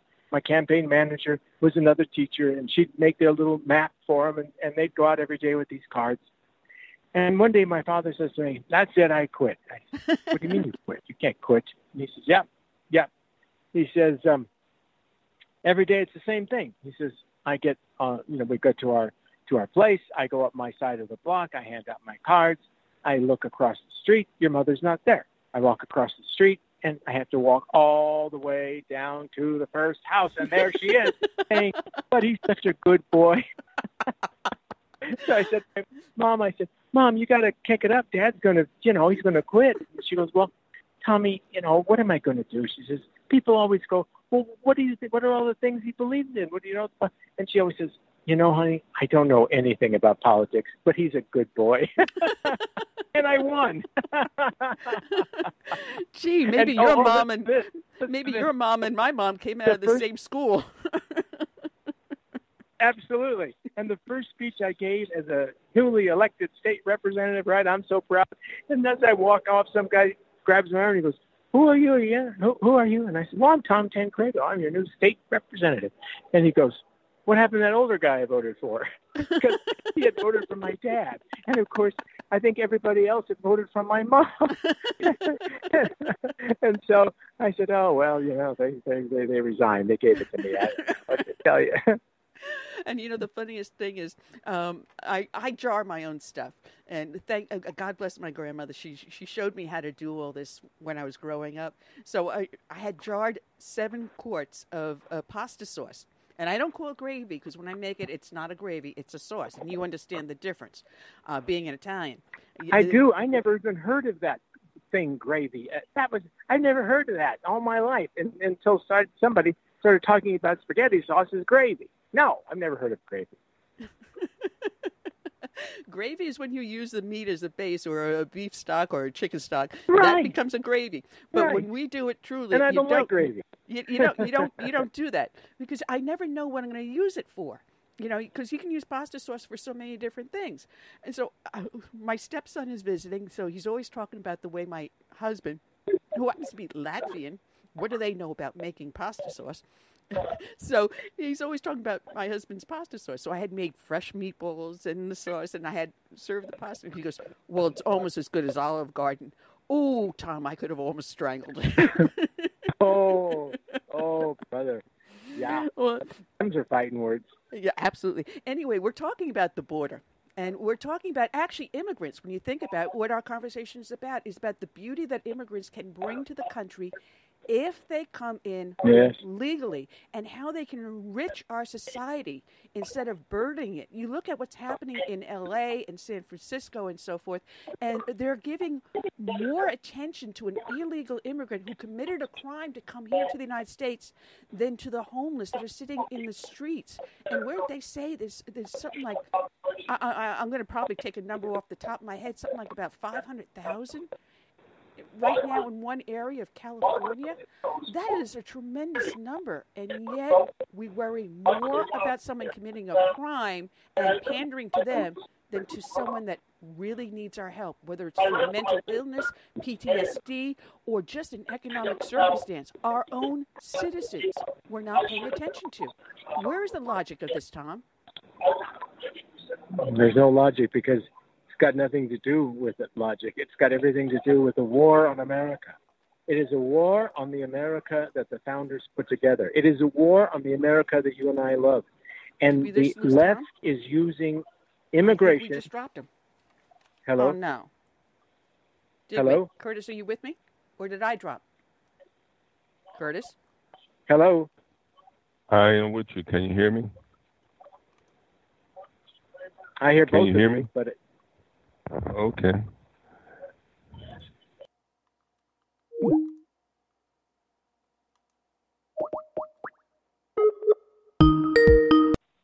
Welcome to Blog Talk Radio.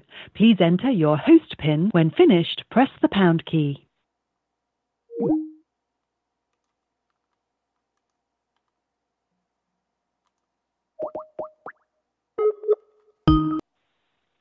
Welcome to Blog Talk Radio. Please enter your host PIN. When finished, press the pound key. I lost sound.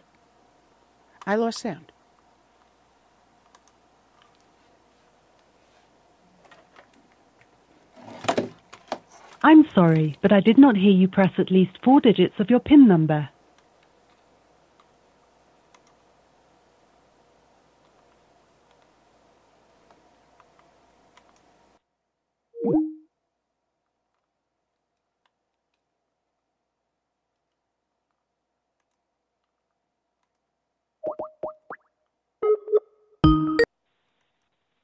Welcome to Blog Talk Radio.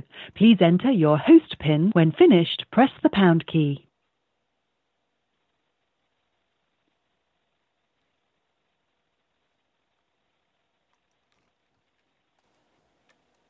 I'm sorry, but I did not hear you press at least 4 digits of your PIN number.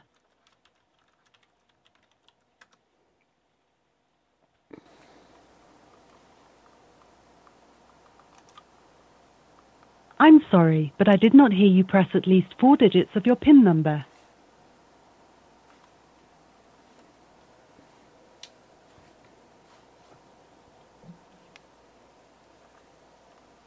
Thank you for using Blog Talk Radio. Goodbye.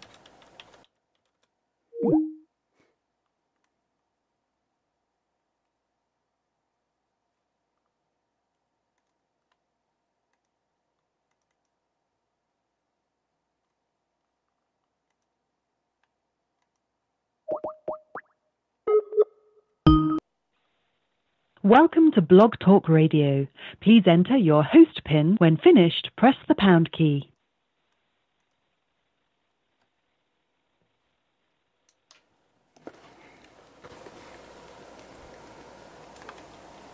I'm sorry, but I did not hear you press at least 4 digits of your PIN number.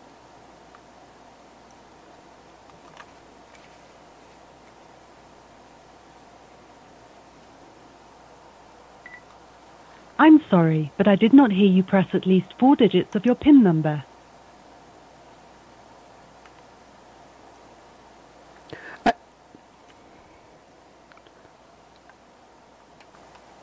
Thank you for using Blog Talk Radio. Goodbye.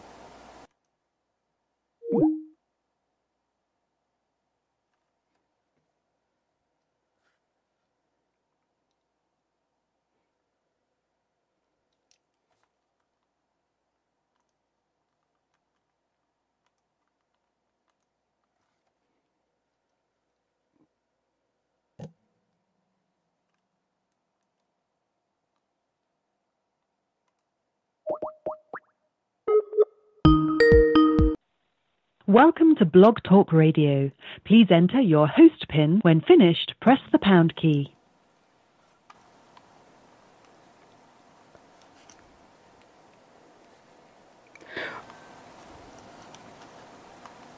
I'm sorry, but I did not hear you press at least 4 digits of your PIN number.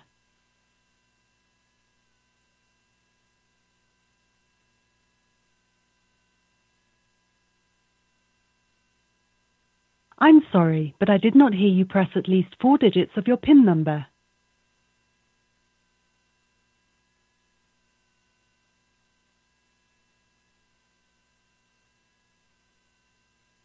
Thank you for using Blog Talk Radio. Goodbye.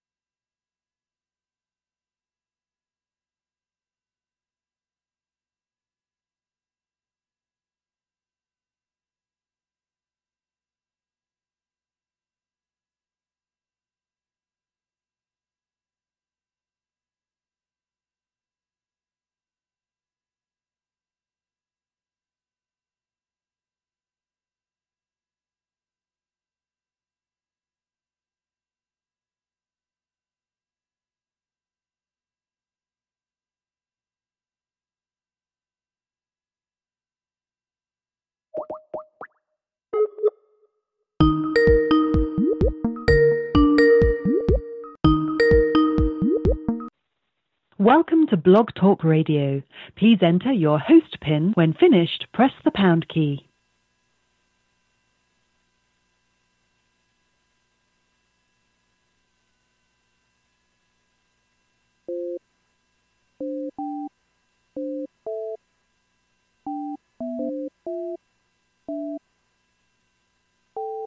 To start your show now, press 1. To hear important instructions, press 2. Since it appears you're calling back into a live show, we are reconnecting you now. More about what's going on there than the Iranian government themselves know what's going on. The Israelis have been very effective in infiltrating their bases, their facilities. They were able to walk out of the whole library of nuclear information from Iran that the Iranians thought was secret and protected and hidden, and they were highly embarrassed when it was revealed that the Israelis had been in their country, had been there for a few days to be able to purloin all of this stuff, pack it up in suitcases, and haul it out under their noses. Well, so, everyone discounts the Israelis, but they know how to do clandestine activities. And for some reason, we've lost that ability. We grew weak under several administrations where our intelligence services have been diluted badly. Now, you worked in the Department of State, and you were there putting your life on the line, working side by side with Muslims that were friends and Muslims that were foe. So you know both sides of the coin. But people like you are no longer in the service. So should we be scared? I think we should be very, very, very concerned. It started with President Peanuts Jimmy Carter. Yeah. When he when he disassembled the CIA with Stansfield Turner, who said all we need are satellites, and they took away the other two legs of the triad of intelligence: spies on the ground and being able to get in there and learn what's going on. And when they took that away, we couldn't see what was going on under roofs. We couldn't hear what was going on behind closed doors, and we couldn't see who was going where and talking to whom.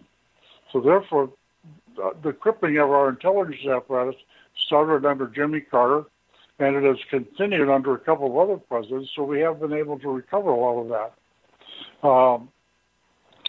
In the realm of intelligence, human intelligence is vitally important. You can have satellites taking pictures of anything you want, tracking things around, but without human intelligence knowing what people's intentions, thoughts, and plans are, you really don't have a very good operation. And that's where we've been hurt. The Israelis have not been hindered by any of that foolish stuff. So they've got people, they have people that have migrated to Israel from Iran who are absolutely native language speakers, who can walk into the city of Tehran and blend in a heartbeat, and that's exactly what they're doing. They have a lot of that stuff going on. They're all over Iran because Iran has promised to destroy Israel, and Israel is not going to let that happen. They probably have people in government. They have people in the Iranian intelligence service. They have all the information that they probably need to protect themselves and to know exactly what's going on, what's going to transpire, when, where, and probably how, and they're prepared to defeat it. Now, they have the IRGC Corps in Syria and Lebanon with tons of rockets, as well as in the Gaza Strip. So they are trying to build up enough rocketry, enough munitions to be able to attack Israel at some point and maybe overwhelm the Israeli Iron Dome missile defenses. At which time, if they do that, Israel will come back in a very, very hostile manner on the Iranian government. So, but that is a risk that the Israeli people are under today. And what the Iranians, I think, are doing, and I think I've written about it, is the Iranians are going in and they're building a lot of secret stockpiles, and they're also putting a few out at the end of airfields and stuff like that as bait for the Israelis to come in and bomb and blow up. There's probably old munitions that are not reliable anymore anyway. So they think they're being smart, but the Israelis are playing along with them to let them think they're smart, when the Israelis actually have a much better idea of what's going on. And the Iranians are just not up to the mark with that. They pretend they are, so all puff their chest out and preen their beard and make noise and stamp their feet and say we're going to get you, but that's all bravado. That's really all they have to go for them. They can go down the street and pick up some Iranian people and beat them up. Yes, and that is unfortunate because that's what that type of a system of government does. It just bullies and frightens people, but they're not all that successful at it because they got a lot of people probably resent what's going on, resent what's happening, and will cooperate with anybody as long as they can be protected to work against their own government because it's just a terrible government. The people are suffering. They don't have health care. They don't have proper food. They don't have clothing. They don't have jobs. They're just really, really in a tough position. And that is what the Iranian government wants to try and rally them against us in case something goes off. That's their best self-defense is rallying the troops. But the troops are not going to be very much rallyable, to say that. Well, here comes my question, because we did have the Irish, the Iranian Spring, the April uprising, which was very quickly quashed. There was no support from our American government. We also have a huge Iranian community, which you saw in a major rally up in California when Trump was running for office, that we still do have a large Iranian community within the United States. At one point, we did use them as assets for intelligence because they could link back to family members and get information through to us without people, being placed in harm's way. It was a good system, which was, as you said, dismantled. And with the fall of the Shah of Iran, we had so many assets in place that we didn't utilize them. Do you think that the Iranian people are finally reaching their breaking point, or do the mullahs and the Revolutionary Guard still have enough control and intimidation on the people to prevent an uprising at this time? Is this something we're looking maybe 5-10 years down the road, or is this something that can happen tomorrow? I am not exactly sure, but the intimidation is still there.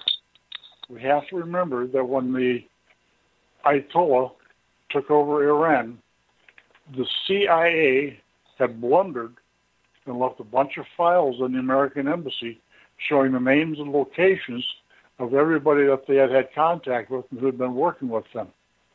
That was reprehensible. That was in violation of U.S. law, and nobody in the CIA went to jail for that. But the Iranians were able to get that stuff. They were able to sit down with Scotch tape and take shredded documents because they weren't properly shredded. They were strip shredded rather than terminal destruct shredding. And they sat down there for years with dozens of people or hundreds of people, and they pasted all of that stuff back together to get the information. Then they went out and they rounded up anybody who had been affiliated with the CIA or with any Department of Defense or anybody else in the embassy. They rounded them up. They took them to stadiums. They brought their families along, and they tortured their children. They tortured their wives. They tortured their parents to death, and then they killed these people one by one in a stadium full, and they videotaped it. And those videos are still played periodically on Iranian TV to keep people frightened and scared, because the way they took care of the people was as barbaric and savage as you can imagine. That is part of their intimidation program. There are a lot of people who know about that, and there are people who are smarter than the government, and who will probably get out and step around some of that stuff to help us, and they're maybe doing it now. But it's a real risk for them because they know what will happen if the Iranians get any idea who they are. Even if they look at an Iranian IRGC guard cross-eyed, they could likely be picked up and tortured, and their families tortured to death. So that's a real ugly group of people that we're dealing with there. So Yeah. we need, if we do anything, we need to do something with cruise missiles, or we sent those B-52 bombers over there. They're down there in Diego Garcia, and I think there's 4, maybe more by now that we've sent secretly. We also have the B-1 bombers and others, and BLU-82, the mother of all bombs, capable C-130s, and C-5s, and everything else, who could fly over Iran. We already know how to, because the Israelis have demonstrated it, to blot out their radar, and so they can't detect when somebody's coming over. And we could use those monster bombs on Iranian bunkers and take out their leadership, decapitate the IRGC, decapitate the government, take out the mullahs with conventional bombs that would just tear the area apart. And that is something that I think they might be aware of, and if they're not, they should be of, and they should be very, very, very afraid of that. We should do it with conventional weapons. We don't need nukes. Didn't we take out a subterranean nuclear material facility using a Moab a couple of years back? No, we used a Moab in Afghanistan, in the mountains there where the Taliban were hiding out. And we dropped one bomb, and we took out about 20 or 25 caves and tunnels and buried a bunch of people and wiped out an entire operation. And we only did that one time. We did it in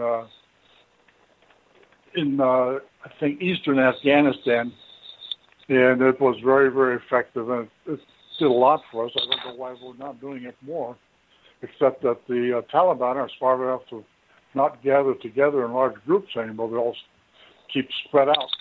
So it's kind of hard to get them to spread out like that. Jim. Excuse me. Go ahead, Curtis. Jim. Yes. When we were in Pakistan under the Obama administration, I believe there was a physician who helped us in identifying Osama bin Laden. And from what I remember, we kind of like left him there, to fend for itself. Doesn't that hurt our ability to recruit others to help us in other countries if they feel like we're going to abandon them? Yes. Obama abandoned that man, and I think the guy is still locked up someplace. And why we're not doing more to get him out, I don't understand. It's something that the Trump administration needs to go back and revisit and talk about getting him out. Maybe it was a part of the discussion when the President Khan was here last week or earlier this week with President Trump. It might be some sort of cooking up some sort of deal to get the man out. But it's certainly something that we need to do.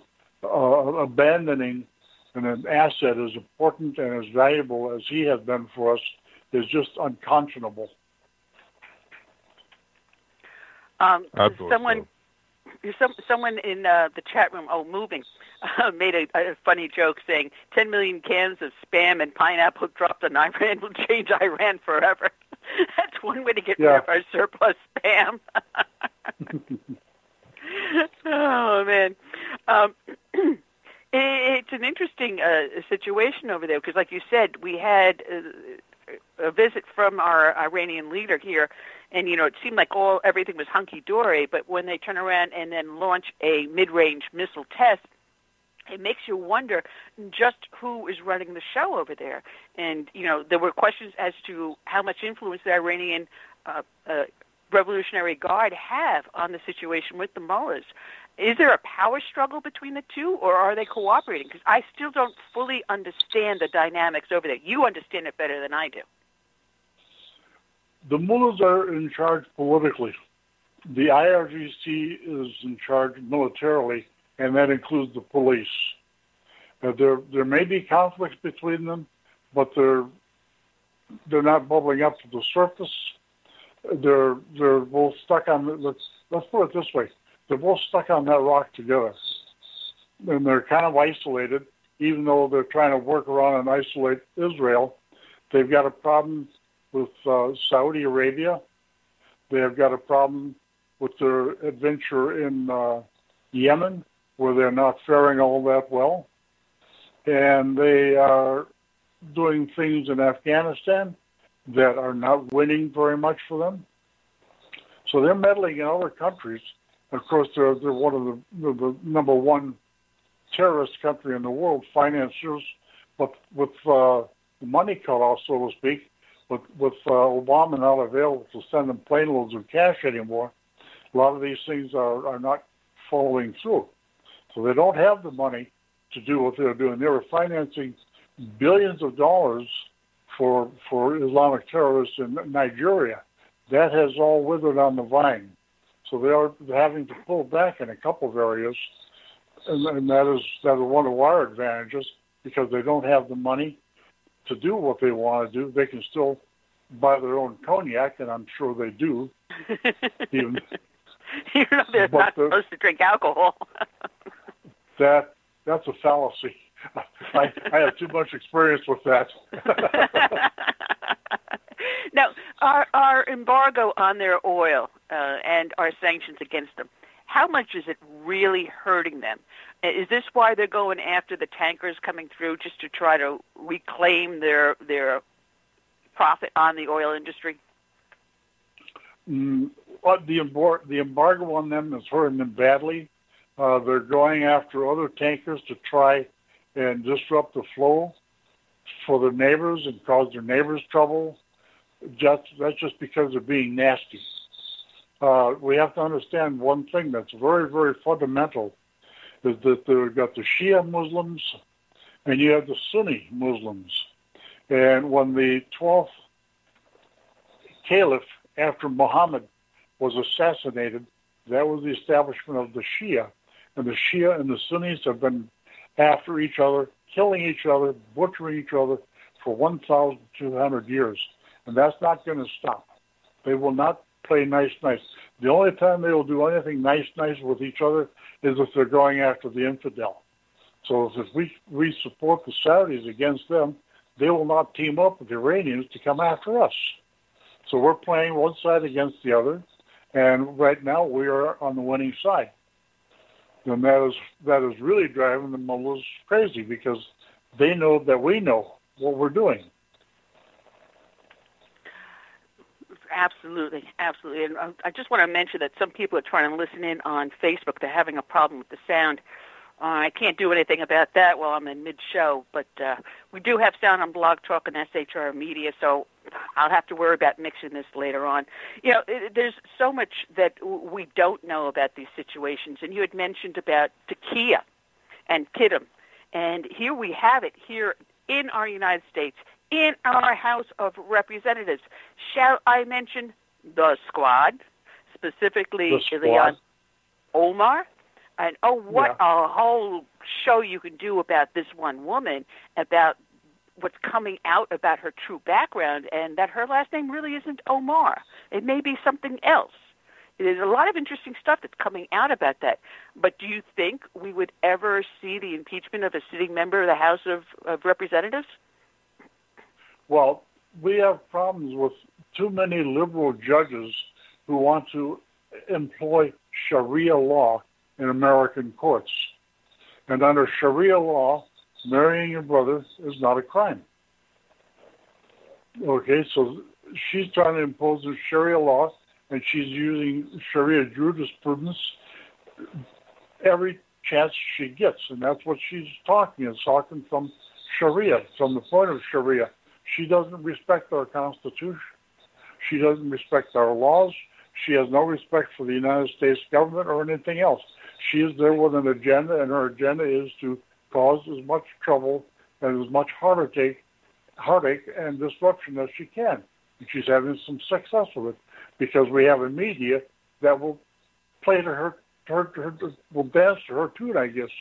If we had a media that was civilized and decent, they wouldn't give her the time of the day, and she wouldn't get a page in any newspaper or news outlet, she would die on the vine. But as long as she's making all this noise, they got all these foolish people fawning after her, and that's giving her a lot of clout. But she ultimately is not going to get very far with it. I would suggest that the Immigration Service is quietly investigating stuff and building a case, and I would hope that at some point in the near future, they'll walk into her office and lay a warrant on her desk and then have her do the perp walk down the hall and take her to trial for violating immigration laws and deporting her. And that may happen sooner than later, but they're not going to talk about it until we do it. That would be a dream come true, honestly. And I'm probably going to be, the Southern Poverty Law Center will probably have my name up there saying, Ann Ubella of Southern Sense just promoted, Omar being arrested for immigration fraud. Oh, yeah. But heaven forbid that she suggests that it's not the problem with the religion of peace, Islam, that is infiltrating our nation in insidious manners, but it is the fact it is white men and the ultra-right wing that is causing more deaths in America than anything else. That's scary. Well, she wants to use anything she can, so she'll use white men this week. Next week it'll be white women,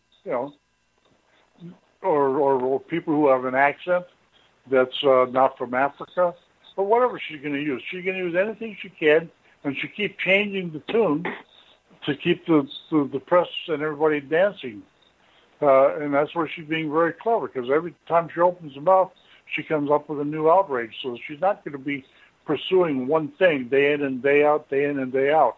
She's always going to have something new and a new angle and a new challenge, and to get more attention. And she's getting the attention she wants. Jim, yeah.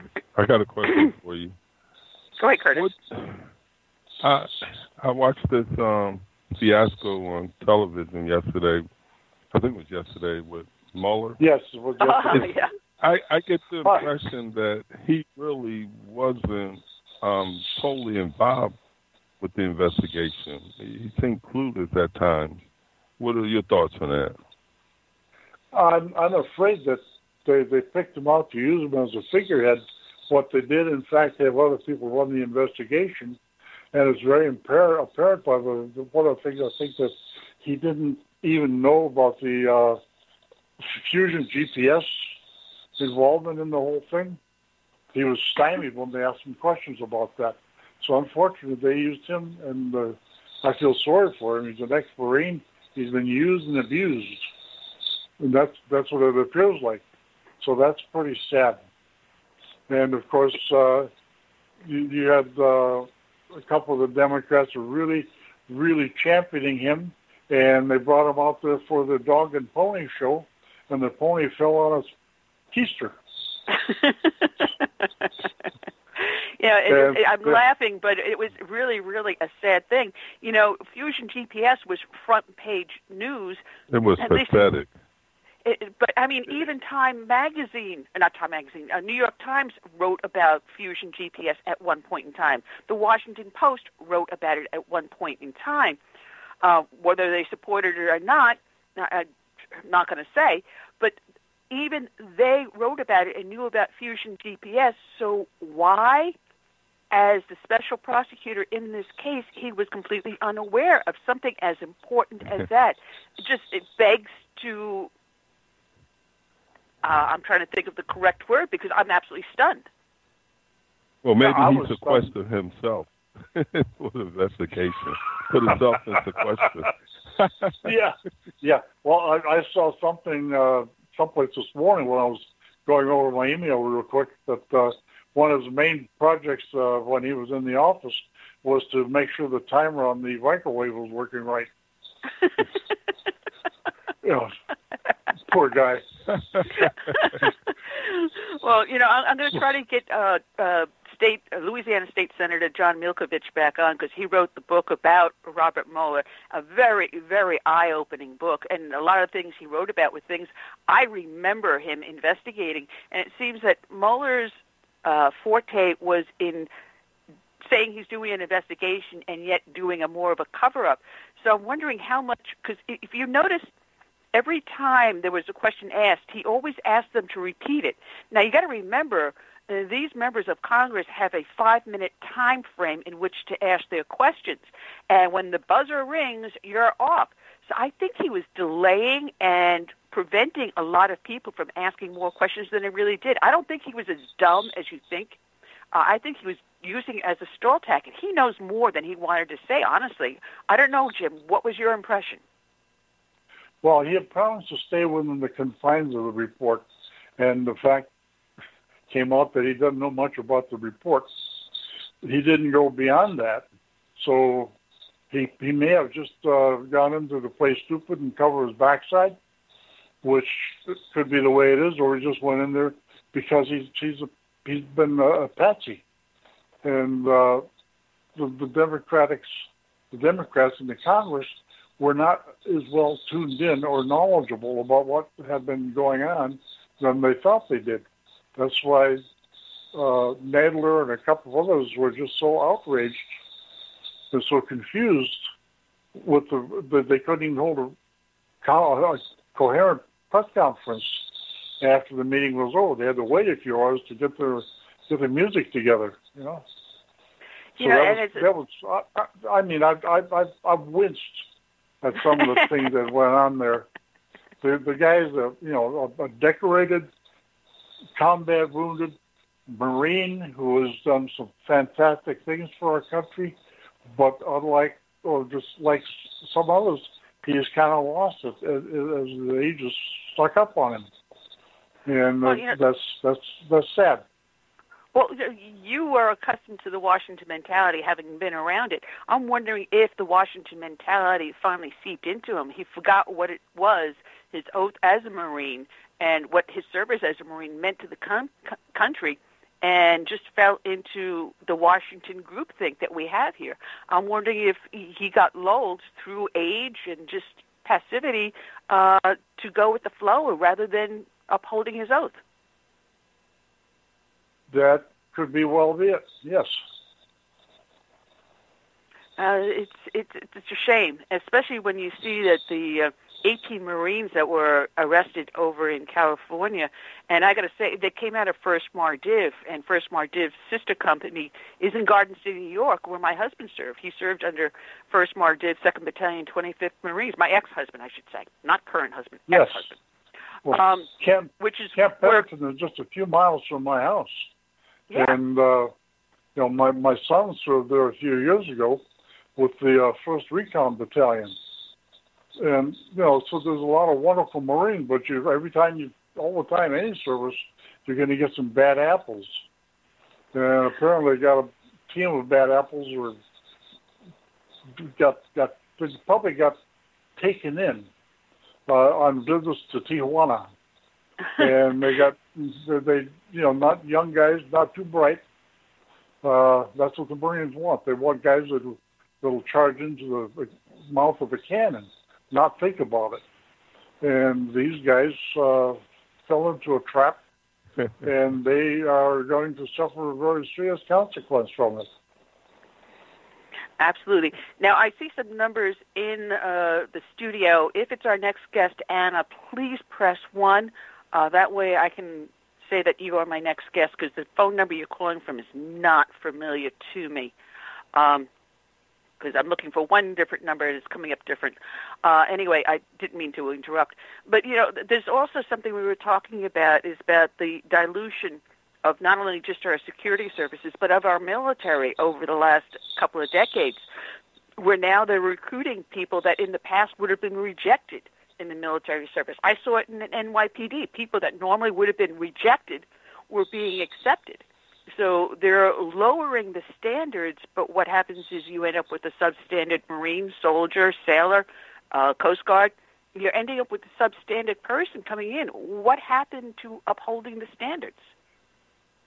Well, they have a quota. They need to get the people in. They need to get so many boots on the ground. And if they can't get the best of the best, they have to settle for the second of the best. And this is what they're doing right now. They're doing pretty well, but every once in a while, you can see where they slip up. You've had a couple of ships have had some terrible accidents in the Pacific Ocean the last year, and officers, that was because some officers and other people who should have been doing one thing were derelict in their duties, and people died. And this is something that we have to address. And probably you have to start taking these guys out of high school that you put into the Navy or the Marines or the Army or the Air Force, and you have to put them through a year of prep school to learn what they should have learned in high school to have somewhat of an education before they can move on and start doing other things. It's a sad state of affairs, but that's the way it is. But understand that even with all those deficiencies, we are probably the best equipped and best trained military in the world, even though you have a couple of bad apples surfacing. So I think we're still in pretty good shape. Well, Jim, I want to thank you for joining us. People can get you and your books. You have several books out there at your website, which is your name. Use the full name, jamesehorn.com. Jim, it's always so much fun to talk to you. I got our next guest up in the bullpen, and you know what? We got to have you on more often. You and Sam Faddis just stole the show. Well, actually, Tom Tancredo had me almost peeing in my pants. All right. Jim, God bless for the hard work you do. They can check your books out. Thank you very much, and God bless you, and have a good day. You too.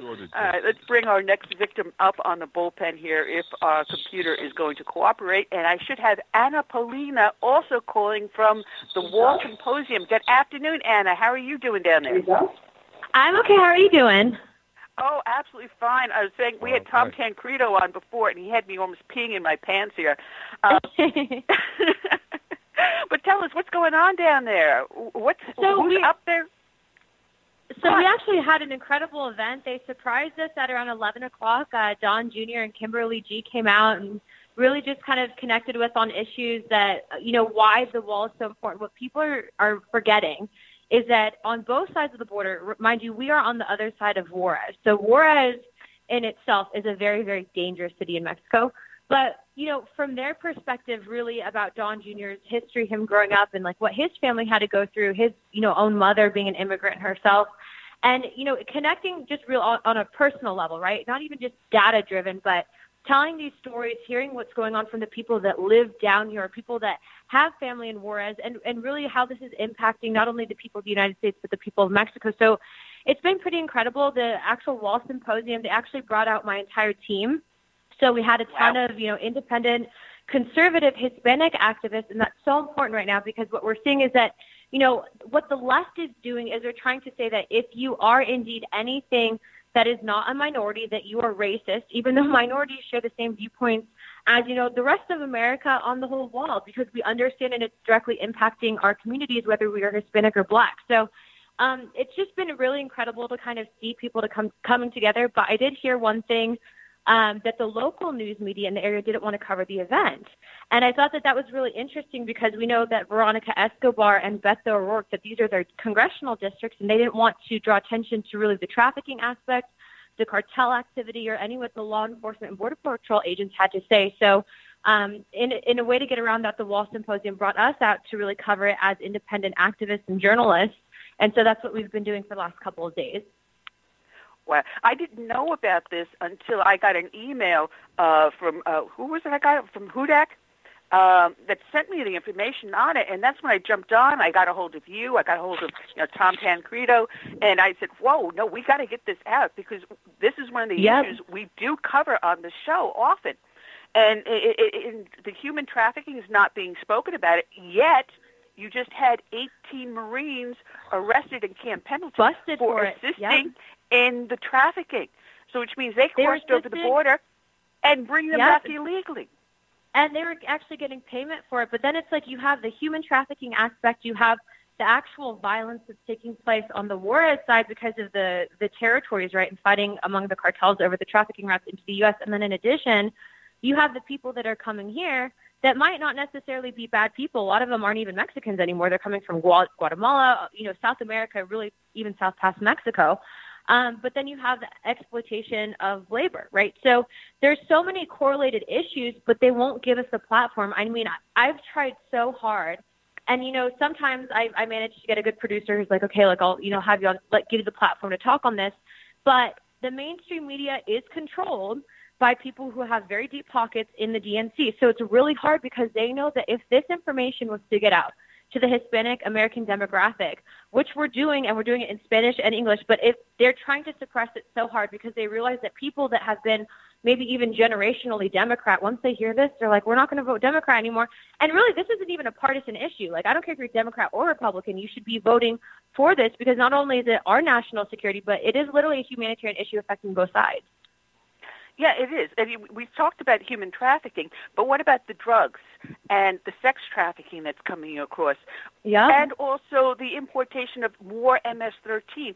And you mentioned people coming from Guatemala, South America, but you also have what we call the OTMs that are coming from India, Africa, China, Pakistan, the Middle East, such as Yemen, Saudi Arabia. Here you think Saudi Arabia is a good buddy of ours, but not so. We're getting people from all over the world saying the southern border is so porous, and the Democrats want free immigration and no borders. Let's rush the border now. To them, it creates a demographic of voters for generations because when they have people that come here, maybe their family members they're going to vote for the DNC because they're going to lobby on behalf of the Hispanic demographic. But what we're seeing is literally for about 20 years now, this has been an issue, and they haven't chosen to fix it because they know if they fix this problem, then their grip on the Hispanic minority, just like they did to the black minority, it goes away, right? They would love to have us ingrained in the welfare programs. And I can say that, myself, I had a very young single mother that was in that program. And it is not a program that I would advise anyone to, or even lobby anyone to really have their family involved in. You will not do better or the government will never do better for you than you can do for yourself. So it's all of these issues, not to mention, on top of that, it is well within the right of a nation to establish its borders. If we don't have borders, we aren't a nation. Mexico has one of the strongest immigration policies in the world. And you know what? You don't see us trying to go to Mexico because of what they have dealing on in their own country. So this is all literally propaganda. I don't really know how to say it, but we have to put it out, the information there in a way that people can listen, because right now they see a red hat. It doesn't matter if it's an Anaheim Angels hat or a Trump hat, people shut down. And that's how brainwashed they are. So my organization, Bienvenido US, we actually put that information out there in Spanish and English. And then, we are as grassroots as it gets. We don't take donations from any other organization. So as far as I know, we are the largest conservative Hispanic outreach in the nation. So if people want to find more information, you can get that at bienvenido.us or on our Facebook or Instagram page. Absolutely. And I got to tell people, I'm always amazed because sometimes I'll see someone that's only up on Twitter, or Instagram, or Facebook, and I'll reach out to them going, all right, fine. They'll never get back to me. But I was surprised that, you responded right away. Matter of fact, Kurt Schlichter was another one, and he's off on Fox News like every other day. But I got to admit, Anna, someone at Fox News does listen to the show, because a lot of times someone will be on the show and then 2 weeks later they're up on Fox News. So don't be surprised. Well, I would hope. And if not, we need people that are still true journalists, true producers, and that have their heart in the right place to give unbiased media. We need you guys, and you never know, and that's why I take any media that I can get. I don't care how big or small the podcast is. I don't care if it's a Facebook stream, because you never know whose mind you're going to change and what impact that can have in the world. But we need this right now because it's really hurting people. There is one aspect of our organization that works directly with DACA recipients that are conservative, that support the president. But it's you look at these kids, I'm not supportive of the DACA program. I think it incentivizes people to come here legally. I want it to end. But then you have this aspect of these kids who've been here for 20 years. They're, people's parents, they broke the law. They shouldn't have done it. But these kids have been here for 20 years. Some of them don't even speak Spanish. So it's what do you do with these kids? And what's crazy is now even these asylum seekers now, they can actually still get their kids to claim asylum status. So we have to end that program. we have to fix the immigration loophole systems because it encourages people. A third of kids that are coming here are not biologically related. They're literally renting kids at the border. So it's like all of these correlated issues, like we understand from the Hispanic perspective, but we also have great pride in this country and really, securing our borders from the aspects. So I think that, organizations like this are they're very special in regards to like the negotiation process. We just kind of need that little boost of media on it so that people will listen. Yeah, you mentioned the DACA program, and it's very funny because I'm entering my 10th year doing the show. I can't believe I've been doing this so long. But Lindsey Graham happens to be my state senator, my senator, I should say, not state, my senator. And I've actually gone toe to toe, literally stood there toe to toe, nose to nose with him and challenged him. So I'm not afraid to do what I need to do. Yeah. But when he first became our senator, he was appointed at that point, there was someone who, before they used the term DACA, was that very same person. She graduated high school, she went to get a job and apply for a college, and she found out at that point that her birth certificate said she was born in Mexico. And she didn't know what to do because now she realized she's an illegal immigrant. Although she doesn't speak Spanish, she knew no one in Mexico. She's fully assimilated, right? Yep. Absolutely. So she reached out to Senator Graham, and he worked out a deal where she did find a relative in Mexico that was willing to let her stay there. She went back home for a short period of time, applied for legal immigration, came back, attended college, graduated, is a citizen today. So there is a legal way to handle these DACA kids. But I will take it even a step further because Obama said, I believe it's up to the age of 34, you're considered a DACA child. I say Obama I'm so sorry I get so hot on this. He was so detrimental to this entire process, and it's crazy because he deported over 3 million people. He literally had kids in cages. And then you have people like J-Lo, you have CNN saying that it's Trump. It's not Trump. In fact, Trump signed the executive order to merge families back together, which I will always 100% say that we need to continue separating family members because, honestly, we don't even know if they're biologically related. So until that test comes back, separate them because it protects children, right? But aside from that, President Obama didn't do anything for, I don't think, America. He didn't do it for the black community. He didn't do it for the Hispanic community. And now it's like we have this problem, and you have the administration that's literally put DACA on the table 3 times. And I can tell you, I've read through those bills, okay, and they're not exactly the most fun reading material, but I read through them, and they were trying to solve this problem. They were trying to work for it with biometric visa renewal systems, and each time it was shot down by the DNC. So in my opinion, I cannot, lobby for an organization, a party that's not in the best interest of what I think needs to fix the country. And that would be, I obviously am conservative. I'm obviously a Republican, but it's for that reason. Absolutely. And someone mentions that if you enter before your 16th birthday, you're eligible for DACA, which is true. But as a 16 years old, in a vast majority of states here in the United States, 16 is an emancipated adult.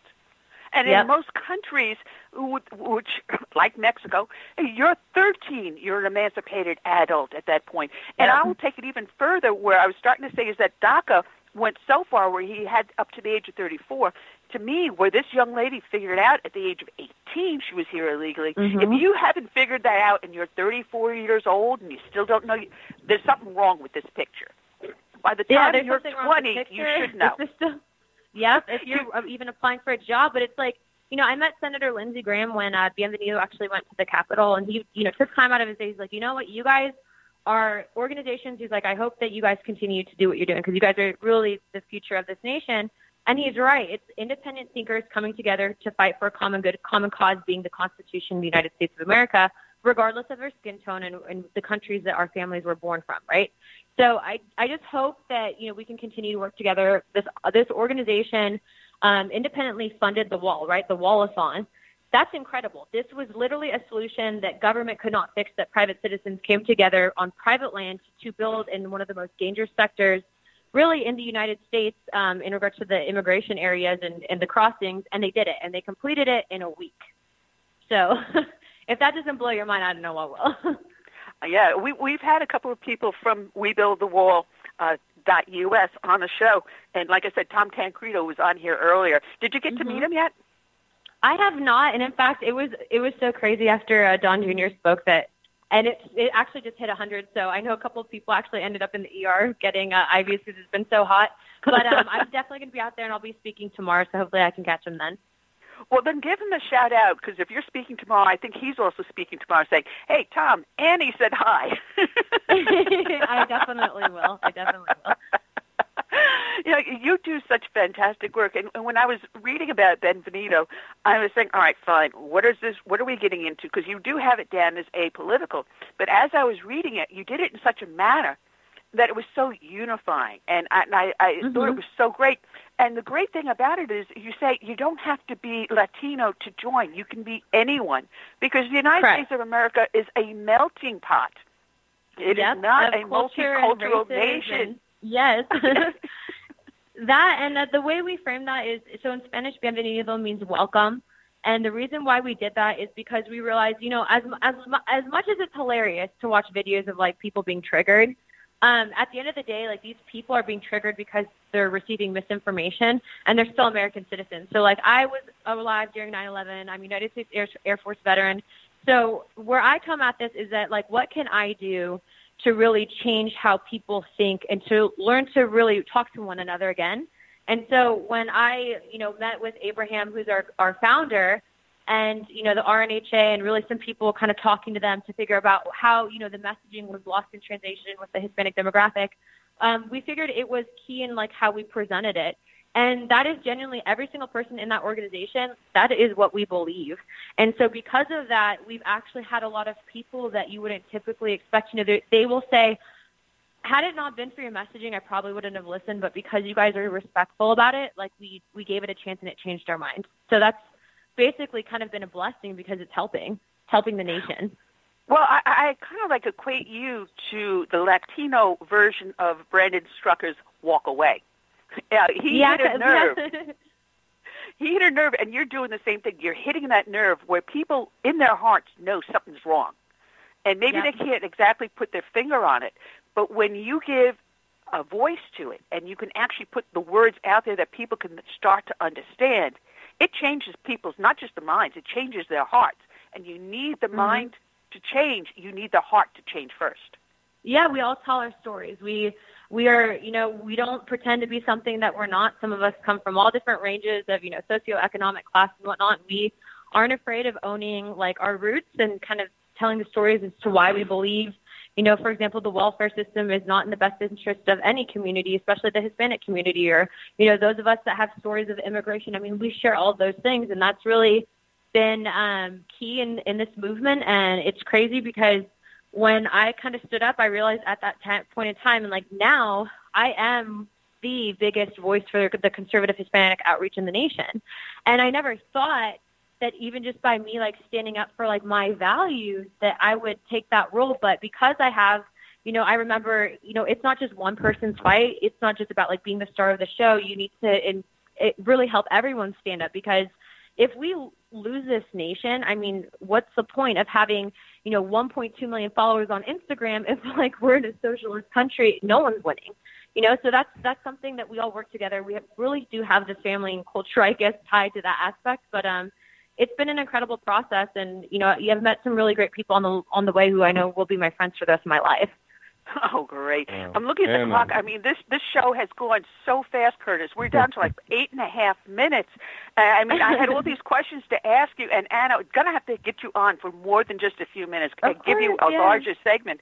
I mean, you've got my number. You know, call me. Say, Ann, I got this going on. Let's get this moving. I'm telling you, I've got slots wide open all next month, so let's talk. Curtis, we've got a few minutes. Too. Curtis, we got a few minutes. Go ahead. Yeah, go ahead. Got one last question. Anna, I just want to know what the true pulse is on the Hispanic community that's here in America, that came through the, you know, legal channels to become a citizen. How do they feel about the illegal? They're angry, angry, frustrated. I actually just met a kid today who has family in Juarez, and they're waiting on their visa paperwork, and they waited over a year.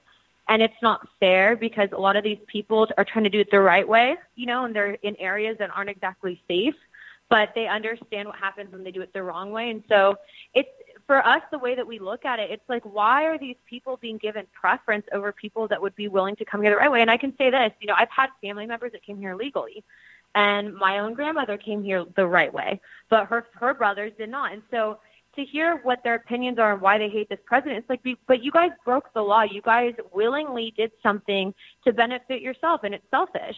And so it's unfortunate, but there is definitely a strong sense of pride. But again, it's the way that we message it, right? If we're just saying, deport all illegals are bad, people aren't going to listen to us. But we lay it out. We put the information breadcrumbs in the way that people can perceive it and understand it. And we do it in Spanish and English, which is very important. And people listen. And collectively, at this part of the border, it's a very, very, very far-leaning left, right? And there are people. I was talking to a heavyweight boxer that's actually here, El Nino, right? And he was telling me that his house has been vandalized, that people are giving him death threats, like the cartels are threatening him because he's conservative. And he's saying, hey, look, I do support this structure here because look at all these bad things happening. But it's like, as the community's been more divided, especially with the media, people are forgetting that we are inherently conservative. Like, fall back onto your faith, fall back into the values that your family instilled in you. So it is interesting. I know it's kind of a long-winded answer, but part of what we do is we actually bring back the cultural aspects of, where we're from. So like when we host events, we actually will bring out mariachis and, just to make people feel more at home. And then so they listen, but it works. It totally works. So that's what we're doing. Well, like I said, you can't change the mind unless you change the heart. Anna, it has been such a pleasure having on you. And like I said, we'll talk, and we'll get you back on and definitely do a much larger segment on that, but about Buenvenuto and WeBuildTheWall.us and Turning Point USA and all the things that you do work with. You're out there tirelessly, and thank you for your service. And you mentioned the 9/11. 9/11. I did lose some fellow officers on 9/11. I had already been retired by then. I mean, I was there the first time the towers were So you remember it. You remember it. Well, I was on duty in 1993 when they were struck the first time in February, and my sister-in-law was in the buildings, in the Twin Towers at the time it happened. So, yeah, that is very dear to my heart. And anyone that wants to say it was a hoax, and I'm telling them, you can kiss my ever-loving big you-know-what. Anyway. Thank you so much for having me on. It has been a pleasure, and God bless you for the hard work you do, ma'am. Thank you. Have a good day. Bye. Bye. Take care. All right. Anna Polina, check out her website. It is buenvenuto.us. There is a link up on the show page. If you're listening to the podcast, especially if you're in the archives, just click down to her name, and it's there, Buenvenuto, BIENVENIDO.us. I mean, we've had great guests, Curtis. I mean, I'm looking down the clock. We're in our last 4 minutes, and the show has just absolutely flown. I mean, it is absolutely amazing. Had so much fun today, despite all of the technical difficulties we had. Yeah, the technical things, but hey, it was a great show. Absolutely. So we will be back next Friday. We've got a new guest, Casey. Oh, good Lord, I just forgot the person's last name. Has a new book out about Richard Nixon, about what happened to him after Watergate in his resignation. I started picking up the book. It is a great read. We also going to have another guest. Oh, good Lord. It's about the Soviet Union, and I'm having major brain farts, but he's going to be later on in August. So we've got great people lined up, and we will be back here next Friday, Curtis. Same bat time, same bat station. Same time. Oh, yeah. Well, until then, I'll leave you with our closing song, When the Roll is Called Up Yonder. I want to thank everyone that participated in the studio. Those that tried to listen in, I'm sorry, Facebook is the one that has been blocking the sound. I found out because we are getting sound over an SHR and Blog Talk Radio. I don't know what they're doing. I guess I'm being censored. So I leave you with our closing song, When the Roll is Called Up Yonder. Until then, I say good night and God bless.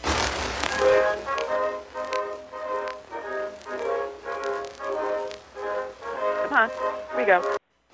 Play.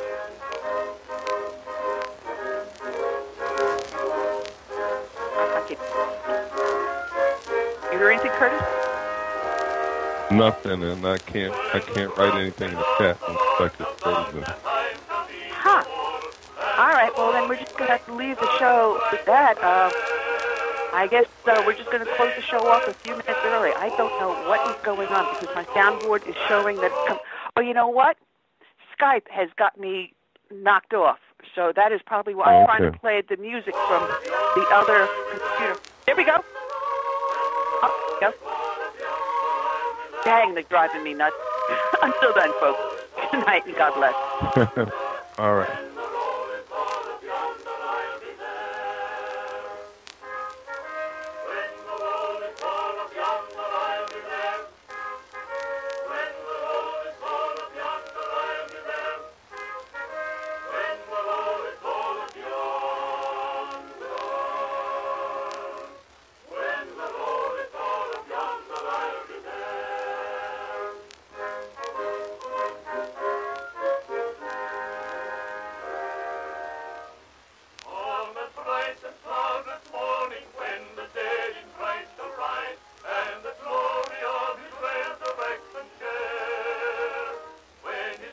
Ten 90 seconds.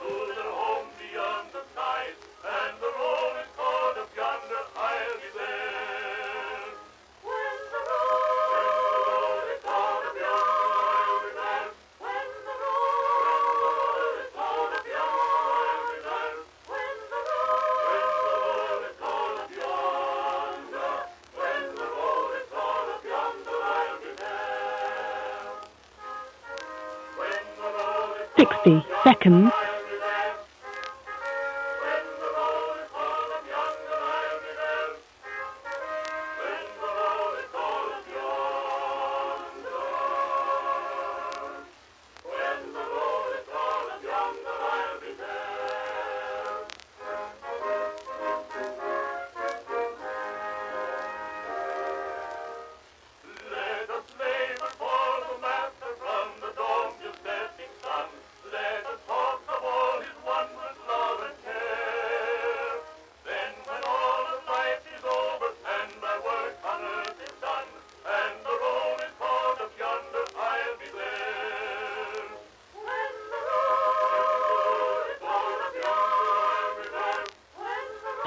Seconds.